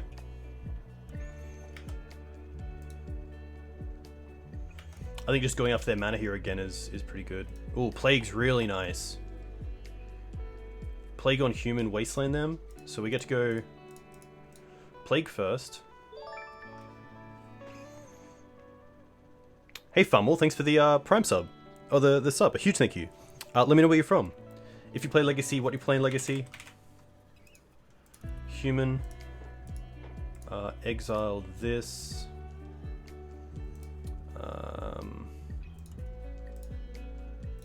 Wasteland them off black.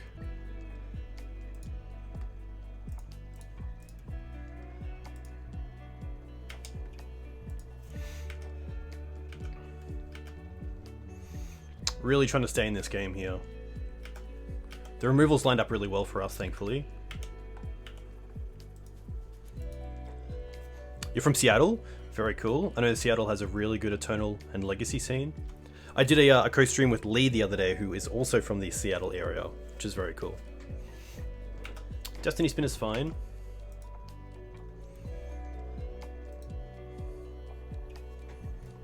You got your second Savannah in the mail today? Very nice. Very cool to hear. So Maverick first became a deck in, I would say, 2010. So there was a green-white Vial deck that was around. There was obviously Survival of the Fittest as well. Mirrodin Besieged was a 2010 set, and it was released in February of 2010. And then there were some results of a Green Sun Zenith green-white deck in February of 2010. There was a guy called... another Deafening Silence is sweet. What do I want to do here? There are Stoneforge decks as well, especially right now, which is kind of cool to see. What do I want to do here?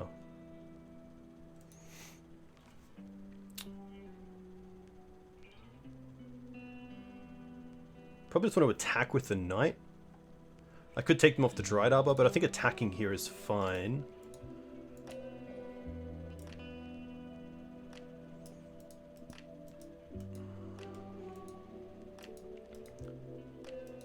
I guess I can decay this and then see how they block with the Destiny Spinner.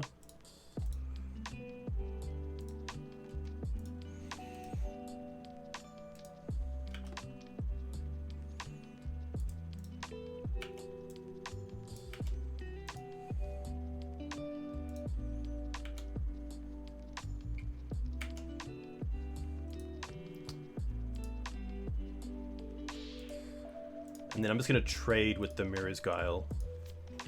I think Kai has done enough this game to really allow me to put this on. It was on my stream. You can find it at my YouTube channel, which I am trying to get to 1,000 subs. I'm pretty close, so if you do enjoy my content, definitely consider the free sub on YouTube.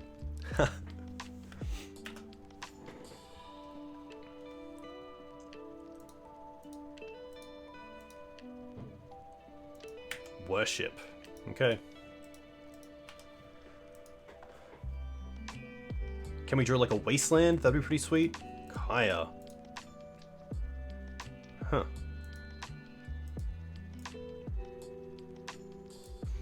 So we can Green Suns to get around this, which is nice. So what if we go...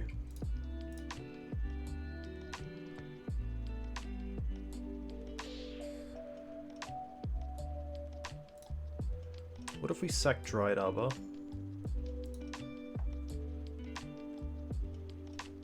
Ah, thank you very much. Very cool to hear. Cradle.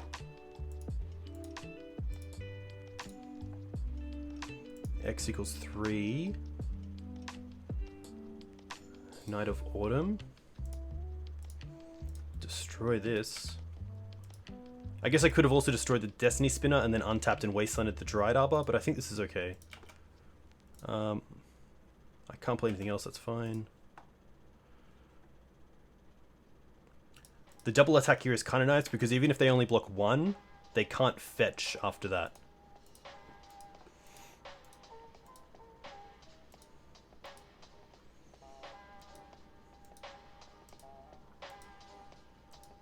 They're gonna double block there. Okay,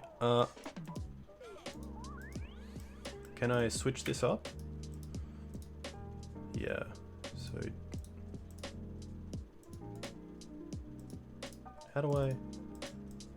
No. How do I pull this forward? Can I? I don't want to do this. I want to... Have I clicked and I shouldn't have clicked? Because obviously I want to trade. I want to switch this. I want to switch these if I can. Looks like I can't. Maybe I've just pressed F5 here and I shouldn't have. Oh, actually, this is a human. This is perfect because it dies to Plague Engineer. Doesn't it? Shouldn't this die? Ah, no, of course. It's a 2-3. Okay. Rough. Yeah. My bad. Hopefully this works out okay.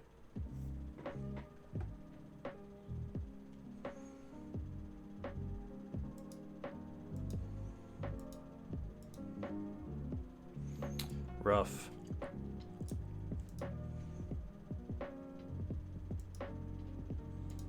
I guess Kaya can take out the illusion, which is nice. I do need white mana though. I guess I can sack the scrub land. I believe we still have a Bayou in the deck.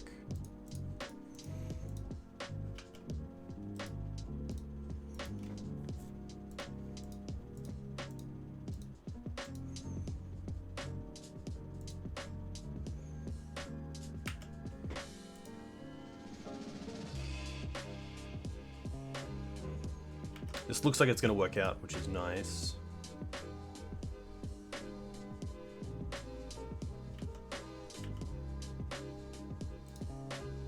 So let's go white, sack, Bayou, black, Kaya,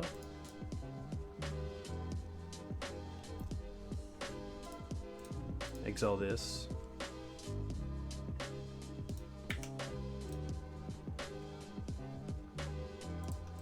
Attack with both.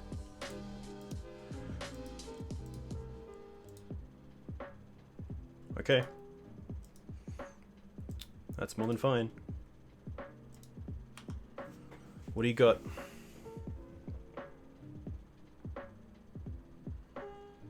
Nice, okay.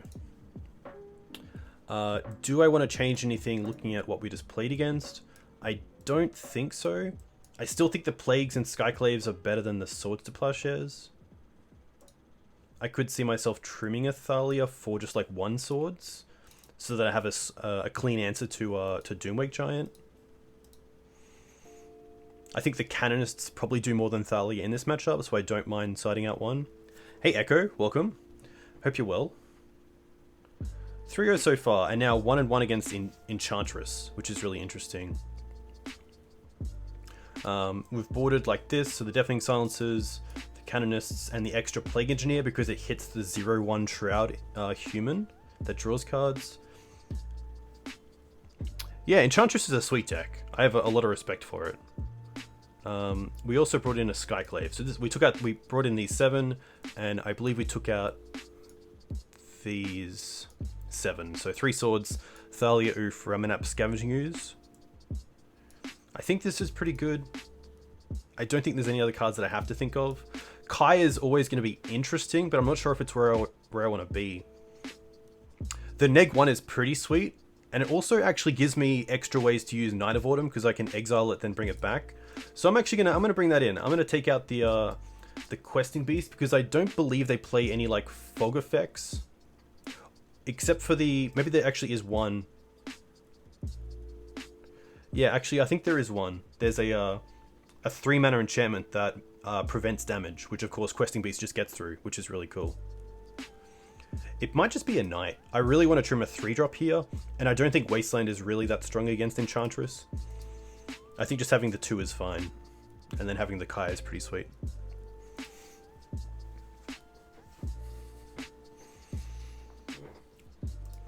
What do we have? We have a turn 1 Dried Arbor, or a turn 1 Deafening Silence. We do have a Deafening Silence, which is nice. And then we have Dried Arbor turn 2, and then we can cast something. A little bit rough. I'm going to assume there's probably a better 6. because this is turn 1 silence, pass, turn 2 play Dryad Arbor, pass, turn 3 we can Plague Engineer, but we can't Skyclave because we need double white.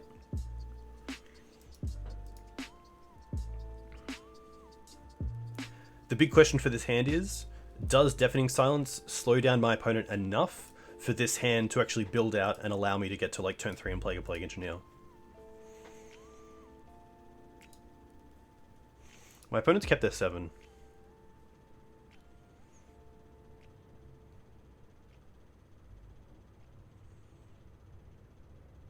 What does chat think? It's just the mana that's a little bit uneasy here. I'm not sure if they have an answer to DS. Maybe some sort of exile effect. They could play a Seal of Primordium. I think I'm going to mull once. I think there's a better hand. And this is it. I'm going to keep this. And I'm going to bottom 1 land because I can use the Verdant anyway. And at least the Canopy can cycle into another spell.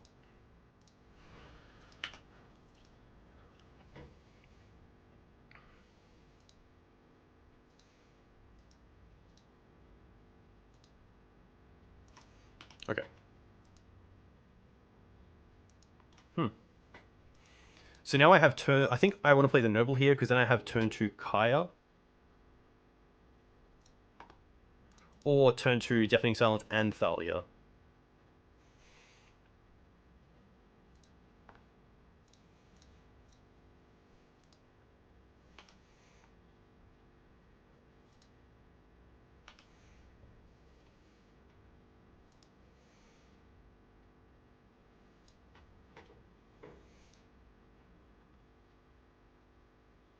I don't think I get too... Yeah, I don't think I get too hit too hard here by not playing the Deafening Silence, but maybe. Okay.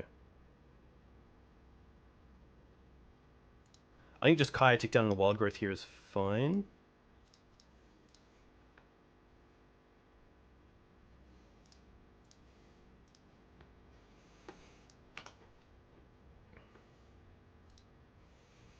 And then next turn, if I want, I have Swords, Thalia, and Deafening Silence open, which is pretty cool. And Kaya.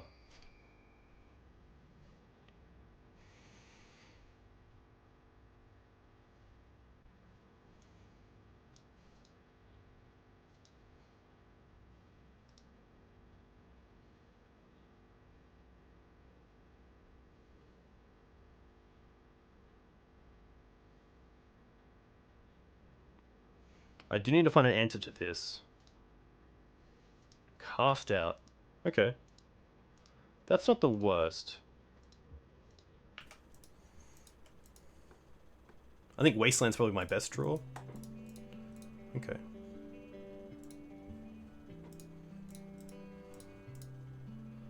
Thalia. Deafening Silence, pass. Should have played Deafening Silence first. That's a misplay.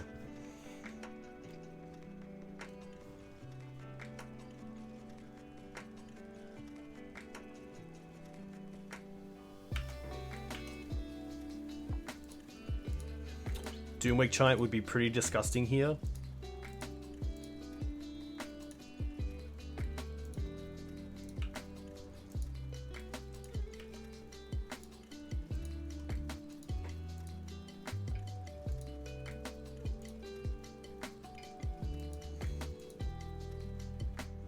Hey Plant, hope you're well. Okay, get to untap. I'm gonna draw first.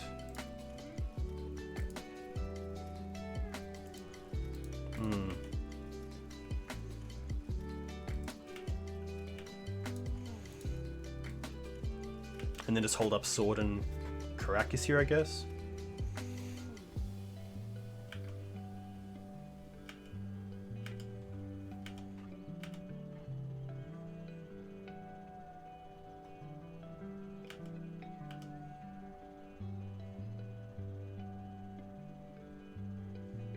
This feels like Doomwake Giant.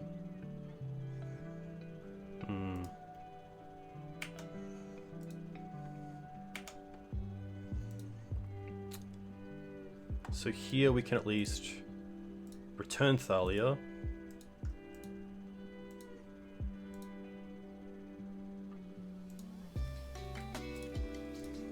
and then swords.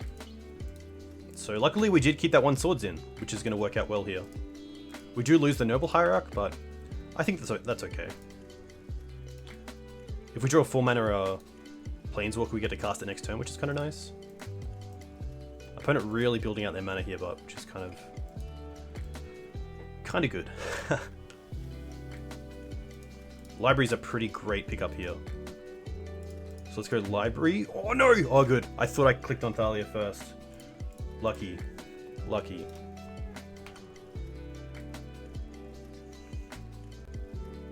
Doomwake Giant, a huge printing for Enchantress.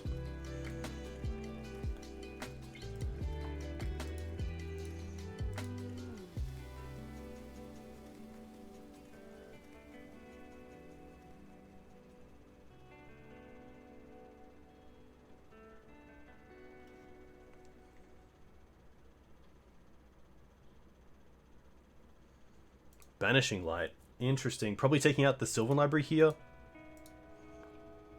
Deafening Silence. That's more than fine. Interesting. Hey Kay, thanks for the follow. Let me know where you're from. If you play Legacy, what you play in Legacy. Swords is fine. Just more mana that we can use for the Sylvan Library, which is nice. A lot of mana for my opponent.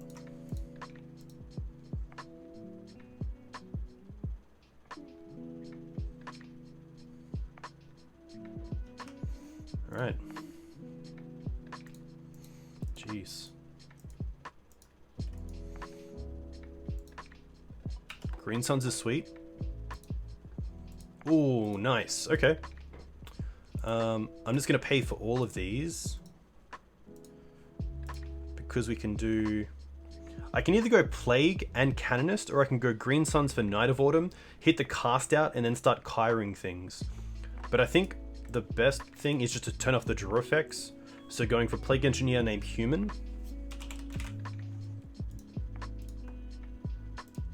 And then Canonist to try to slow them down. And then next turn we still have Green Suns open for dealing with cast out or Banishing Light here.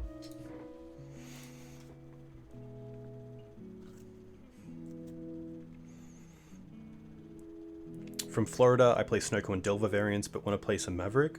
Maverick's a jam. Maverick's a good time. Yeah, welcome to the fair side. I think Maverick has some really cool tools to beat a lot of decks, which is nice. Okay, Noble. Oh, Kaya, nice. Put on top.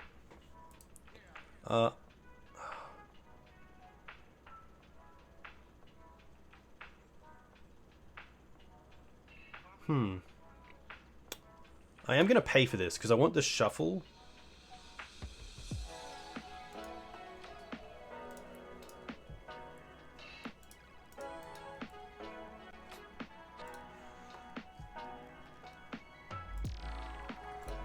I think I do have to start getting aggressive, so I probably will take out the Elephant Grass here. 1, 3, 5, 7. They're getting so close to Emrakul as well, which is kind of scary. I mean, if they have, like... Emrakul's definitely a win condition here. It might just be a case that I start going after white, black, green. Does this mean I can take them off black here by taking out this one? Here?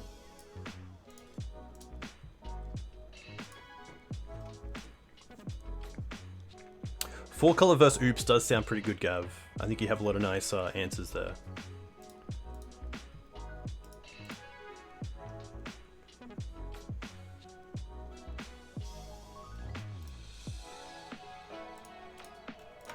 Now let's go to attacks. We can attack with the Canonist and pay 2.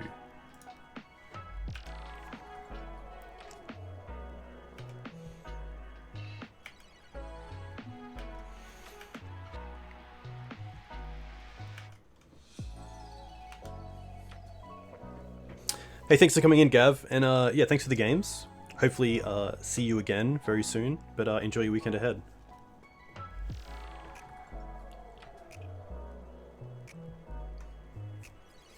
Turn 1 Teeg is very, very, very cool.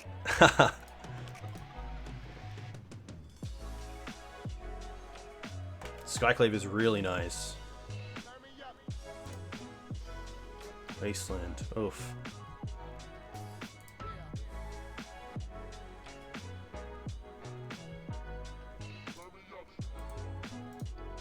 Put on top. Put on top.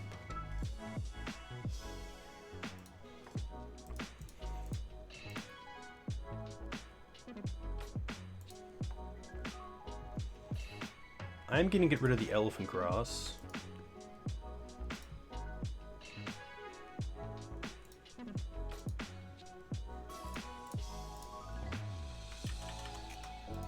And then combat, I get to a swing win with both of these.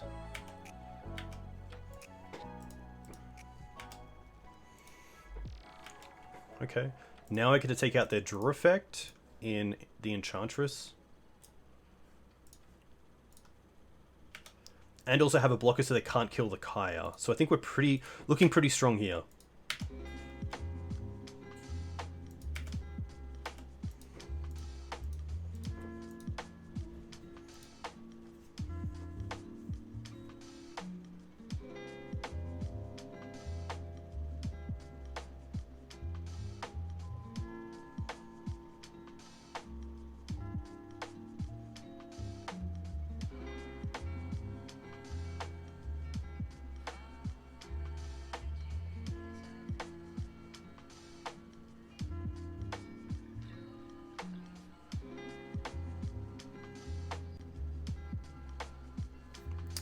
This is fine because we have Questing Beast.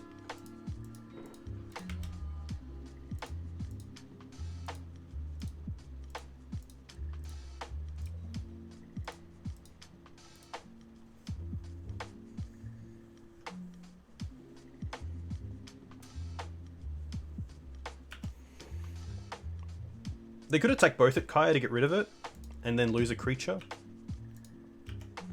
But it looks like here we get to just go for Questing Beast, which is nice.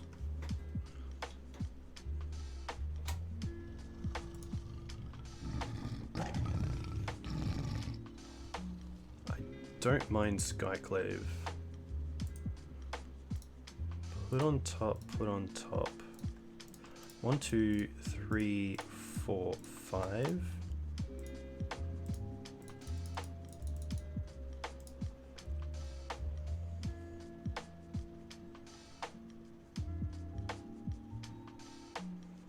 Get Beast. And then attacks, I think I'm okay attacking with the Plague Engineer, the Questing Beast. Probably not the Canonist. I probably don't want to trade the Dried Arbor if they double block.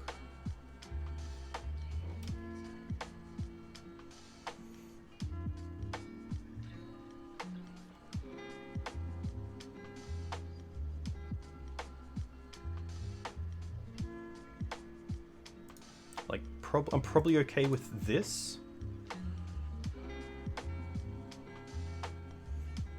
And then if they want to trade with the Skyclave, I can just looks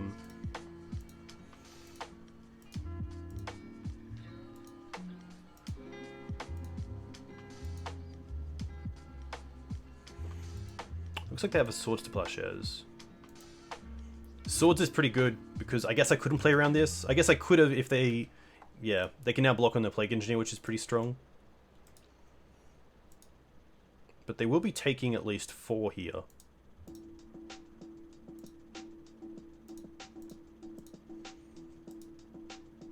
Definitely a downside of playing Skyclave against the Swords to Plowshares deck, but I think this is fine.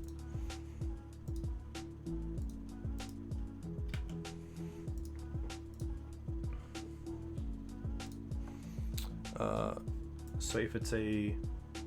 If a creature card was exiled, cool. Gain some life.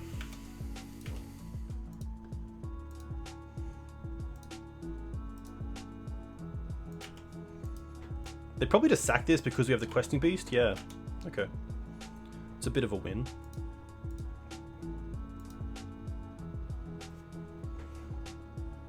These are really good games. However it turns out, I've really enjoyed this matchup.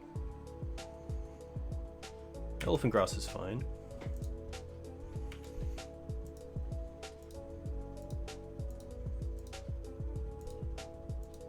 That's their one spell for turn.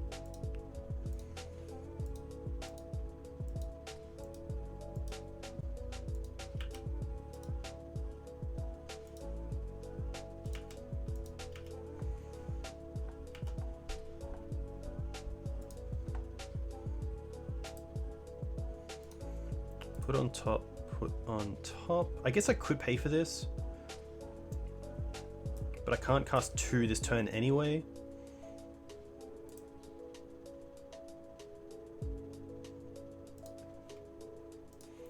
So let's take out the Elephant Grass.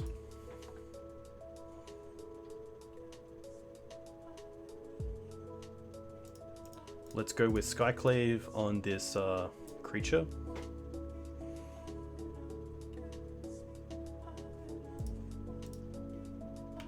And then I am just going to attack for 4 here. I don't want to see another blowout with Swords to Plowshares.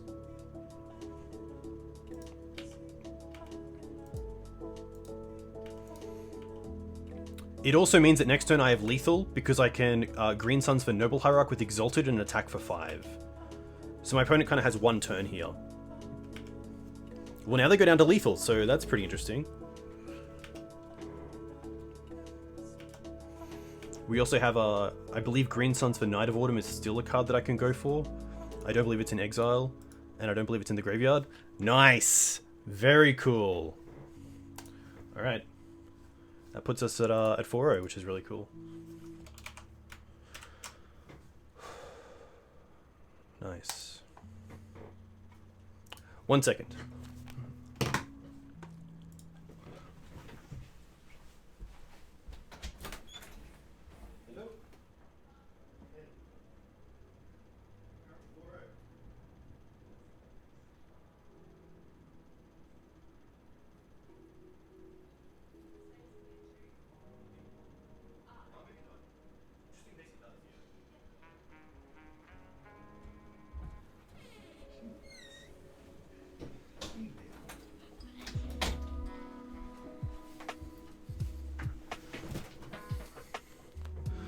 Nice. Hey Wolf, welcome. Sido, it's because I got you in here, obviously.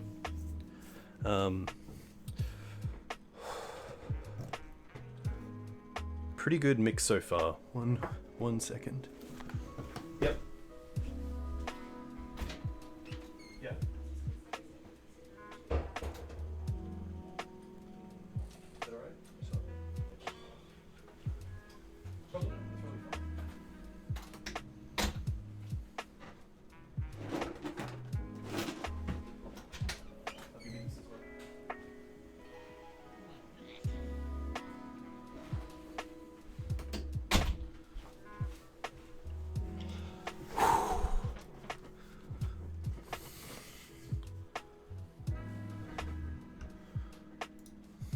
Nice.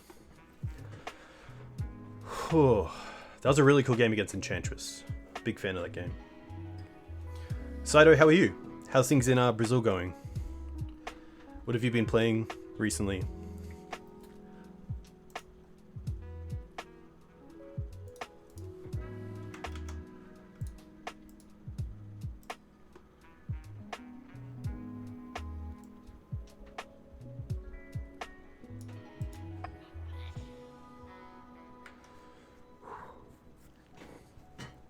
Decks felt really strong. Big fan of the build. I think if anything, I might be skimping a little bit on mana. We're running 23 lands, but you know, 2 of them are Cradle and Dried Arbor, which don't really do anything turn 1. But I've definitely felt better in this league than I did the last one, where I was running the full 4-play set of Wastelands and running just 7 fetches instead of the full 8.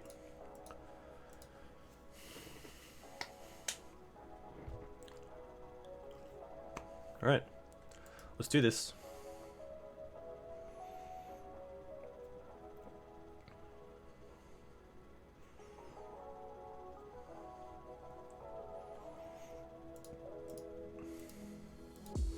Was it a waste of a land?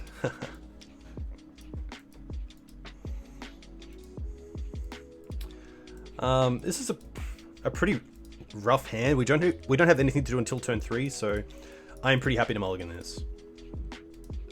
This is better. I'll probably keep this and bottom a land.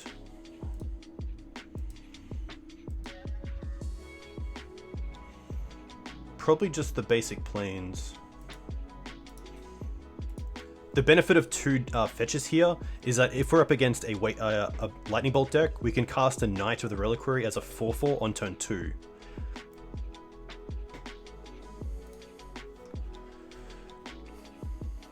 Wasteland Pass? Surely not. Wasteland Aether Vial. Okay, that's fine. They also mulligan to 6. Okay. Let's go for turn 1 Noble off a basic here.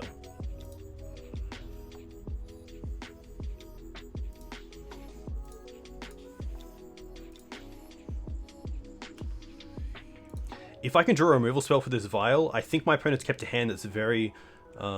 it's going to be relying on this Vial pretty heavily.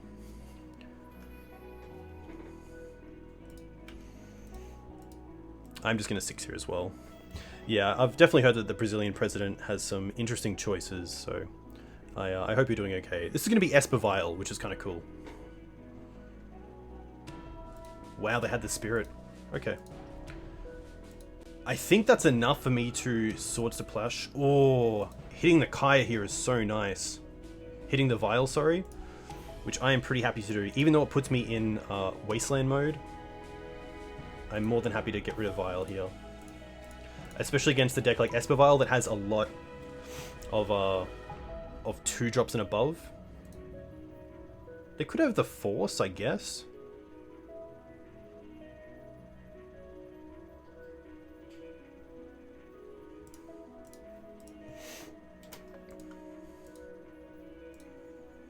I don't believe they play any 1-drops. I don't believe they play Mother of Runes, so... Unless there's some rogue version? Oh, they're going to be playing Spirits. Interesting. Okay. Ooh, they're both Spirits? Yes! Haha!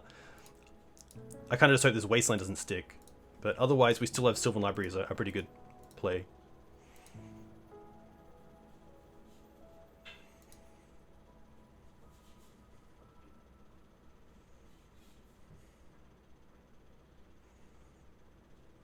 Guess we'll see what my opponent does.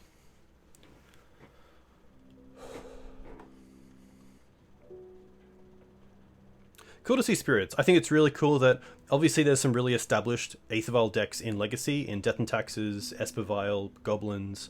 So very cool to see people trying out different versions of different tribal decks. Yeah, Saito, 100%. Spirits is very cool to see in Legacy. Oh, they're playing the Spirit? Wow. Oh no.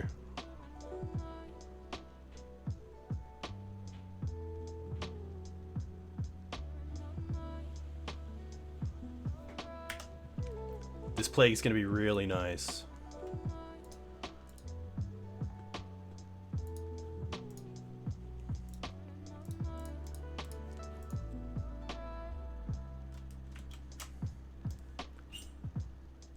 Oh.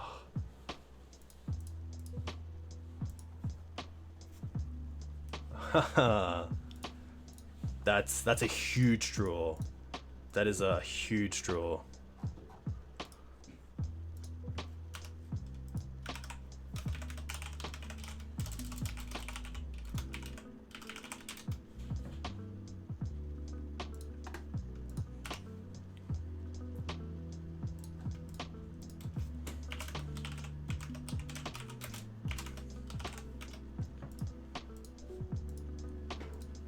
Yeah, pretty happy with this. I mean, we get to go Questing Beast now. We draw like Cradle, or I think here it's best just to... I don't mind attack for 3. And then just Kaya and Library.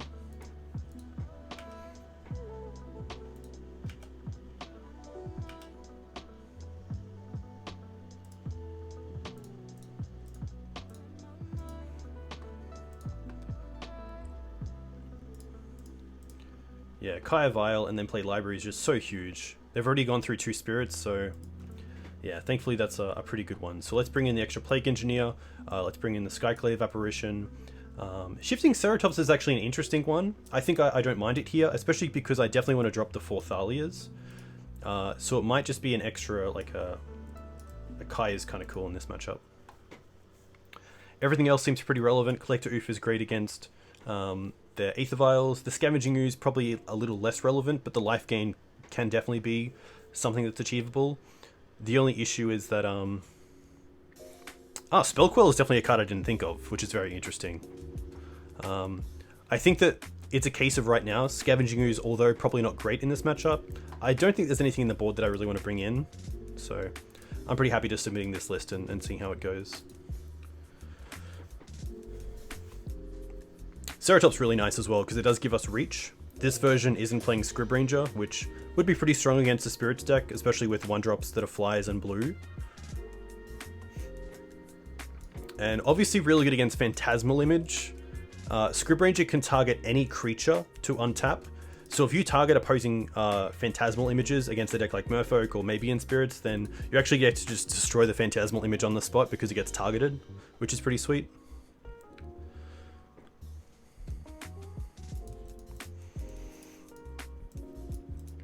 This is an interesting hand, and I think it's just a little bit too slow. Just like the first hand that I dropped, I really want to have a turn 1 play, and if not, a definite turn 2 play. And I don't think a turn 3 Kaya is best against the deck. That's probably playing Vial on turn 1, and then having it on turn 2 by the time I get Kaya down. So I'm going to mulligan this. I'm going to keep this, but it's a little bit risky because of the 1-lander. But I'll drop the Questing Beast and just hope it sticks.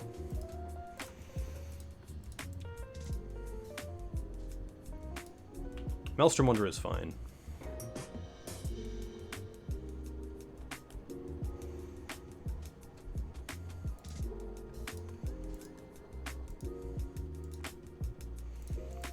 I don't mind just going for a basic here because Wasteland is just such a threat.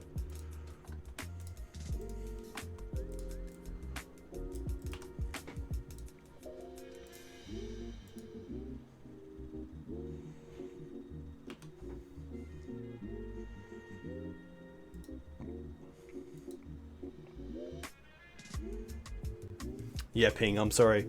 No Scrib Ranger in this list. It was just hard to find a spot for it.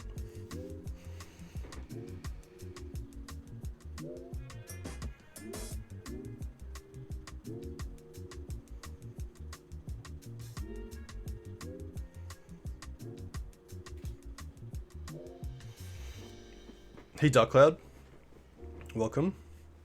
We're playing against blue-white spirits. We didn't see a third color, so I'm going to assume it's on blue-white.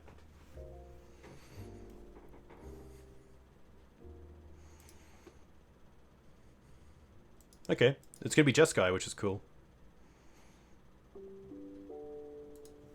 Bolt's pretty good.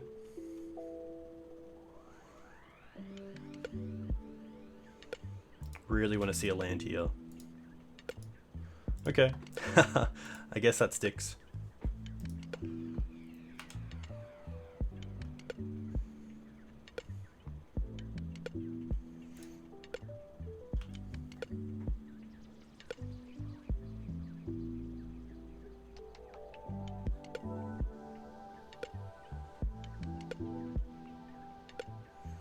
Territory makes a lot of sense.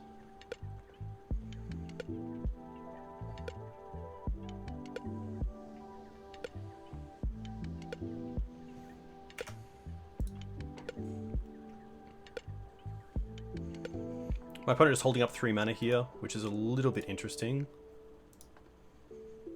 I think we can just tick this up twice and then pass back.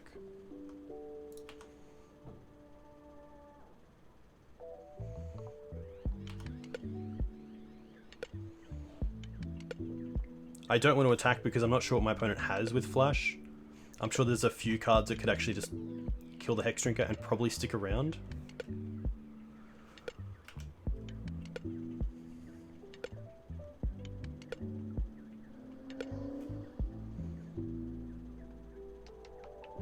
Rattle Chains, pretty cool.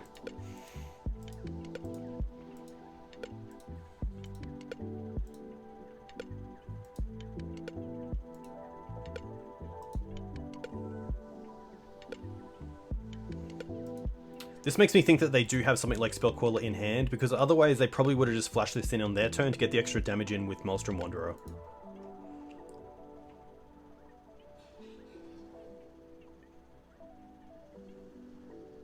Maulin Haunt, interesting.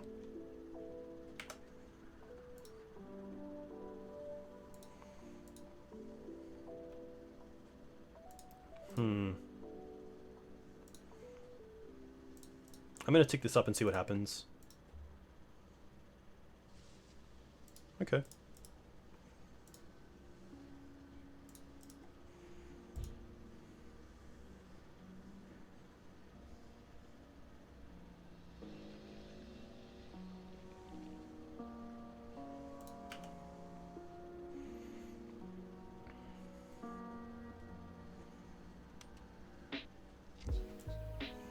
Exile a creature card from your graveyard, create a 1/1 white spirit flying token.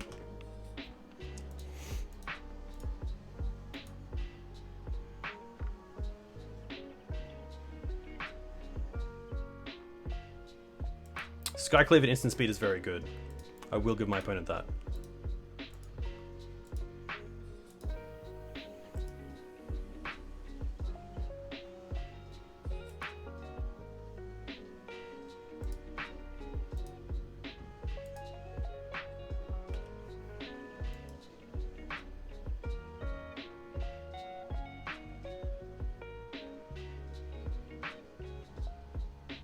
I would probably like to see them draw a card here, because it means they're probably light on things in hand. But it looks like we won't.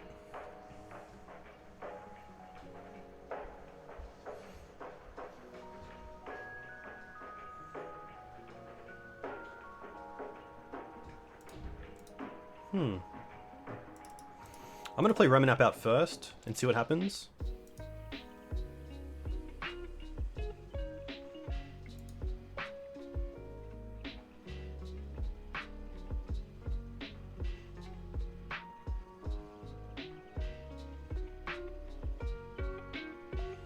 Spellcaller is fine.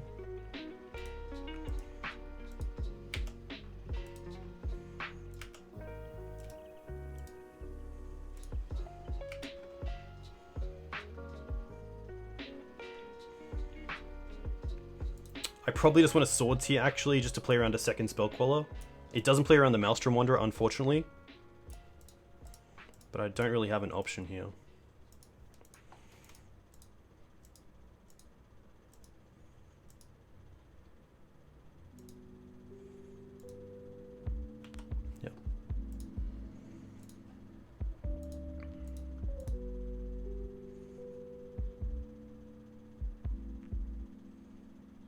They're just going to bolt me. Eidolon. Okay. Eidolon gets there. Interesting to see they're playing Eidolon as well. I guess pretty cool in a Vile deck. I am just going to submit the same deck and just hopefully the mana works out this time.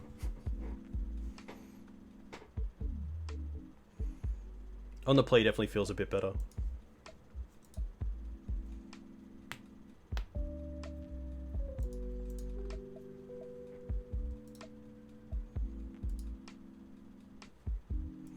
Not too much else I could have done that game. A little bit tough to draw the second forest after fetching one, but that's just happens. Can't really say anything about that. Would love to play first. And this hand is okay. Really depends on the Sylvan Library. The mana otherwise is pretty rough. Turn 1 Dryad Arbor, turn 2 Sylvan Library. I mean, if they have a Spirited Labyrinth, then I'm just kind of dead. I'm not sure if there's any legacy spirits that they would play. It's probably just a matter of modern spirits with like Swords to Plowshares, maybe Force of Will. I do want to get my mana online. Yikes. I'm going to keep this bottom the second Kaya. And then just go with Verdant Pass and then turn 2 play Sylvan Library.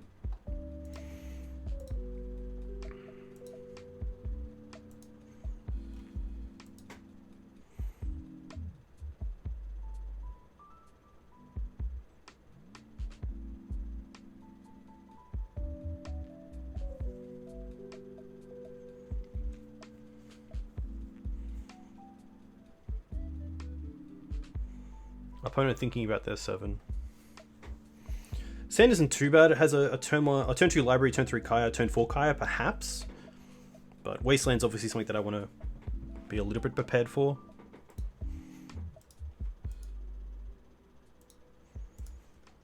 I'm playing the Verdant out first because I don't want to get Wastelanded straight up.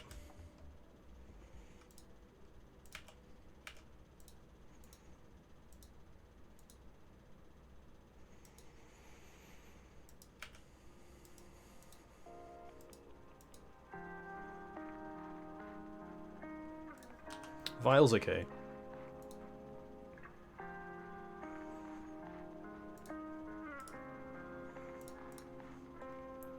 Pretty happy just to go for Bayou here.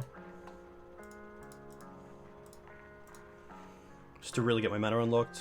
I can't really afford to play around Wasteland, so hopefully this is okay.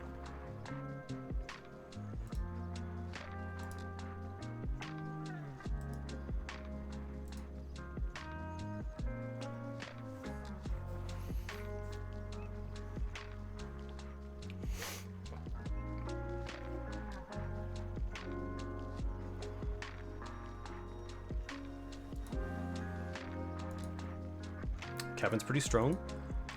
Do they have the spirit? Oh, it looks like they don't. Wow, and they don't have a turn 2 play. That's interesting. I'm gonna pay for some of these. I think I pay for the bird and put the shifting on top. Play Caracas.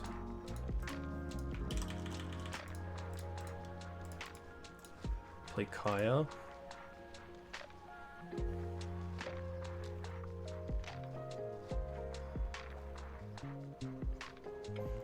Nice.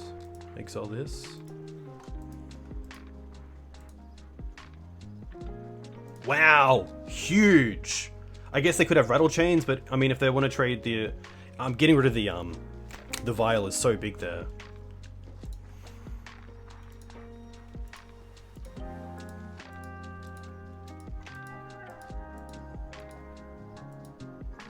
Yeah, the mull definitely paid off.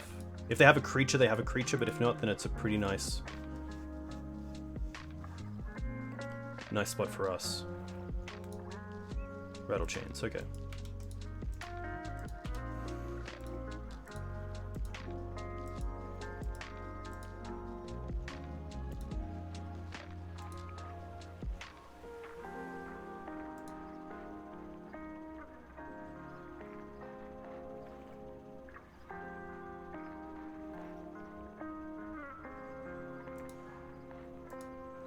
Looks like they don't have another land.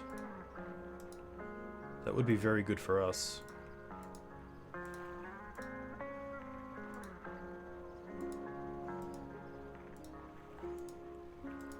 I mean, if we get to go Swords, Wasteland, and Birds next turn, I'm feeling pretty good. Especially if they're holding up like Spirited Labyrinth here. Rattle Chain's giving all their creatures flash, which is pretty cool.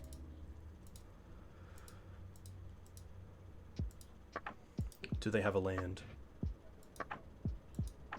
They do. Okay.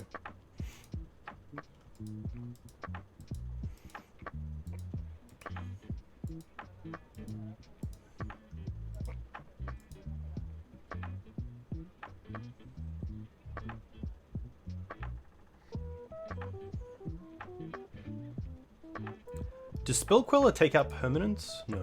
Okay, this is still pretty strong.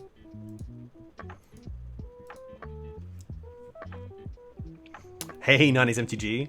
Sadly, it is not.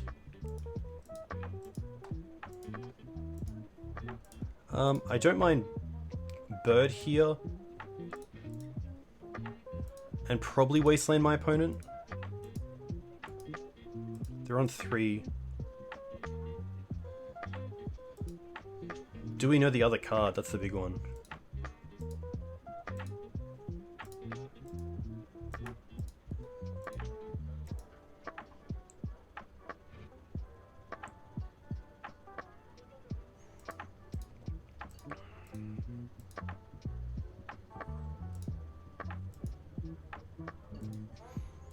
Hey Bubbles, welcome.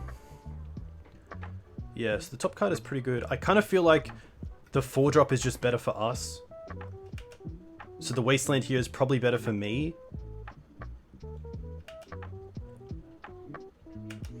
Yeah, Shifting Ceratops is a really cool card, especially to see it in Legacy.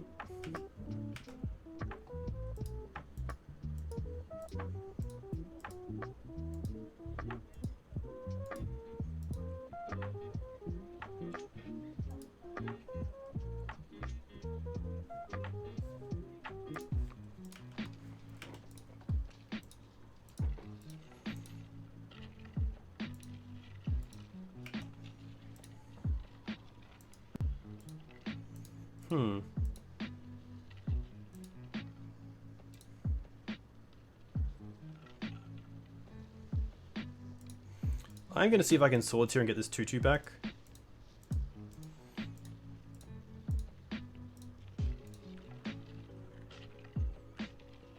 I think that Shifting Spellqueller actually gets rid of Shifting Ceratops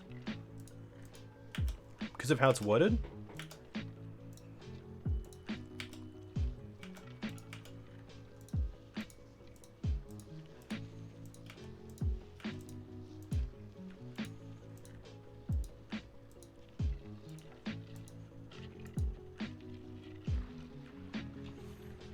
Let's do a quick card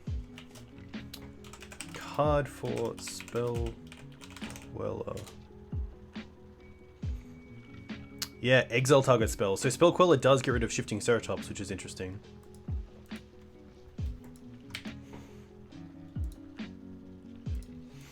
Decay is pretty nice. I could see just attack and hold up Decay. Really feel like we have a Spellqueller here.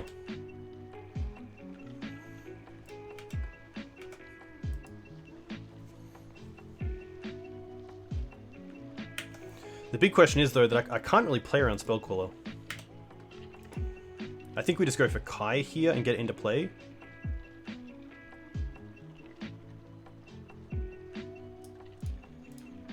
Because, you know, if they don't, it just pays off so well.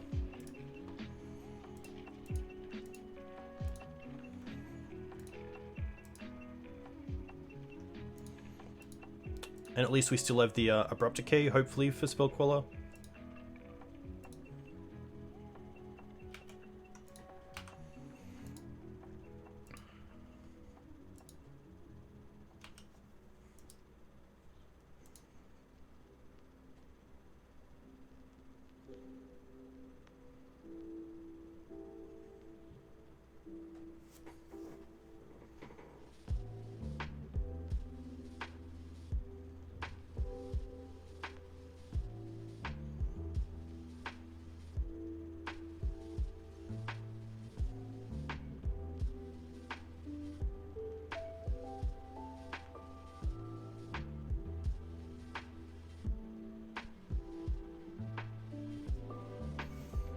Atomic's okay.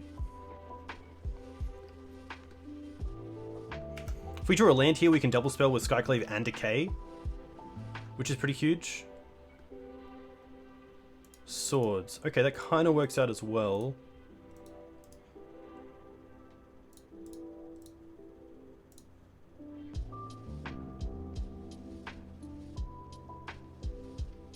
Decay on Queller. They have one card left.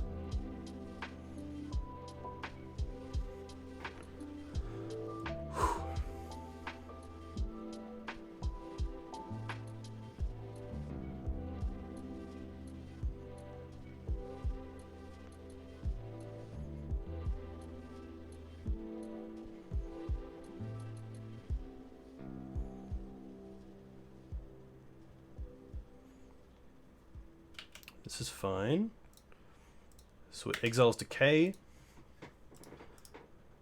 Now we get to go Swords on Spellqueller. Get back Decay. Decay this. Nice. Get back Kaya. Cast this.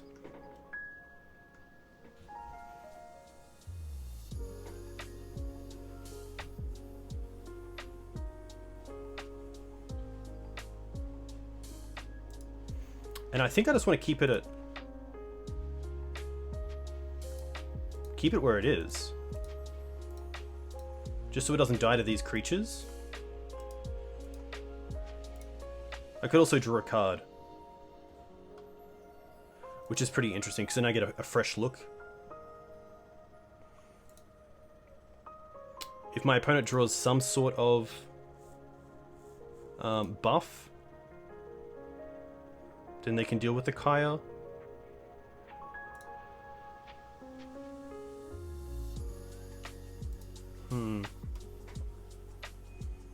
I think here I'm happy just to pass with Kaya at 5.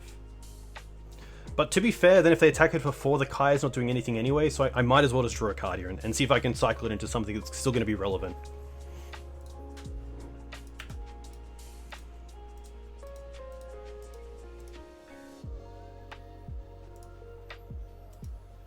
Okay, another Skyclave's pretty good.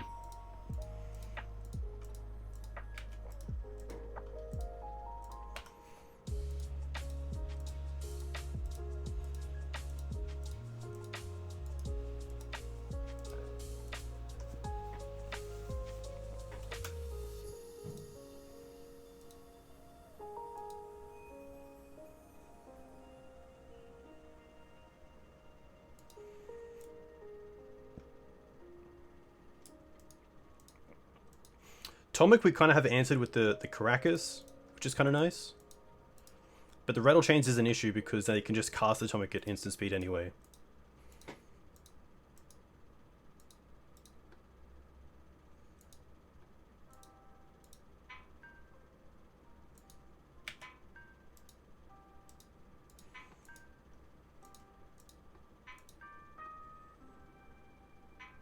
Knight.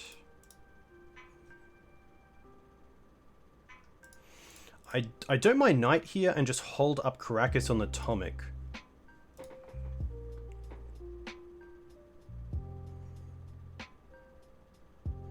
I am at 9, so I do have to be a little bit... I do have to think about my my life total here. There's also a thought of attacking first because of Skyclave, but I think I'm happy to attack with the illusion. If they have a card, they have a card. Looks like Jeskai Spirits. Double green?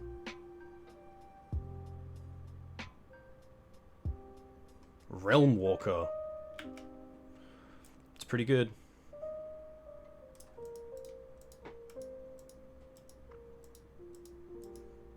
Especially with 2 mana open and Rattle Chains.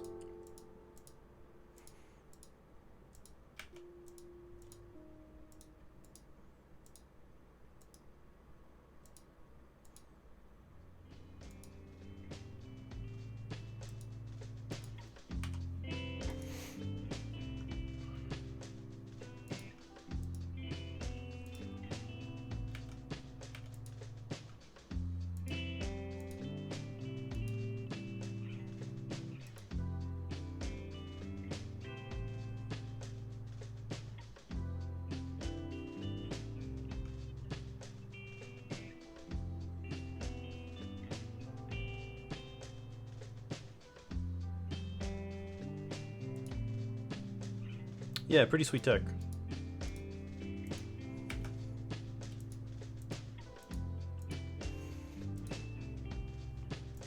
I believe that has played that Plains.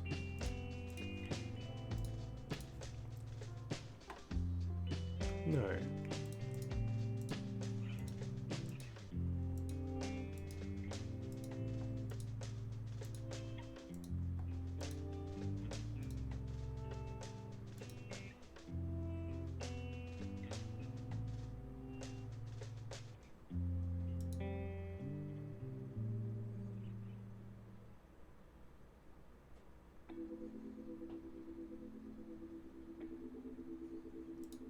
Deputy Detention. It's pretty good.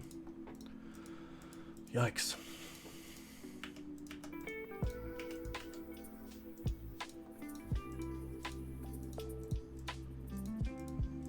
I'm just going to return this now. They can cast it anyway with Flash, but it does mean that it has Summoning Sickness, so it can't attack.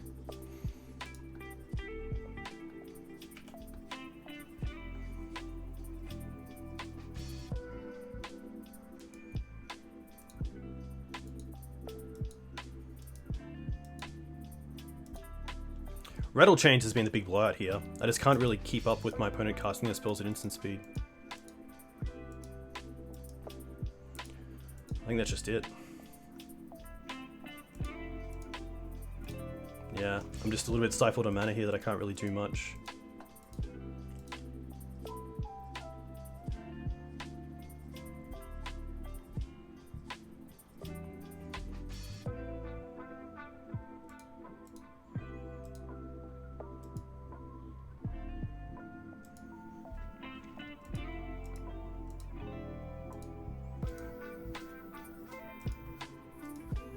I mean, we can see, but definitely feels tough. Not seeing the plagues are pretty huge, but it's just magic sometimes.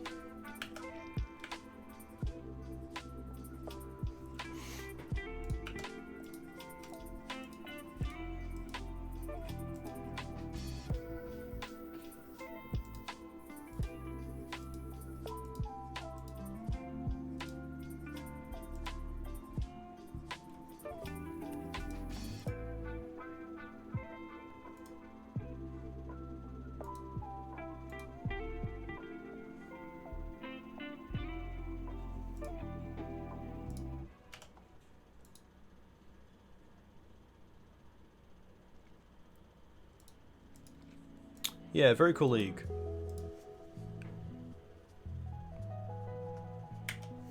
Atomic's fine.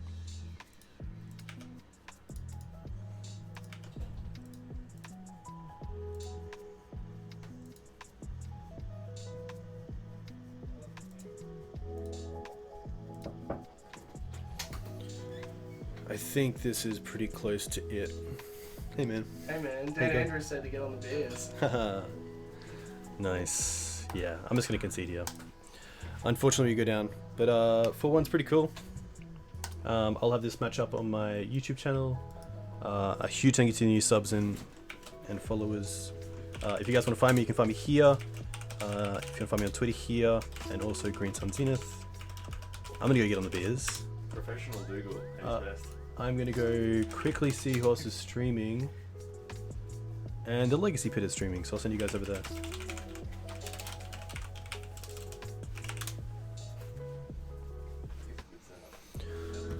Nice. A huge thank you once again. I'll see you on Thursday night at 7:30 PM Australian Eastern Standard Time. Sadly, yeah, couldn't get the 5-0, but 4-1's pretty cool. So, yeah, gotta be happy with that. Cheers, guys. Raid.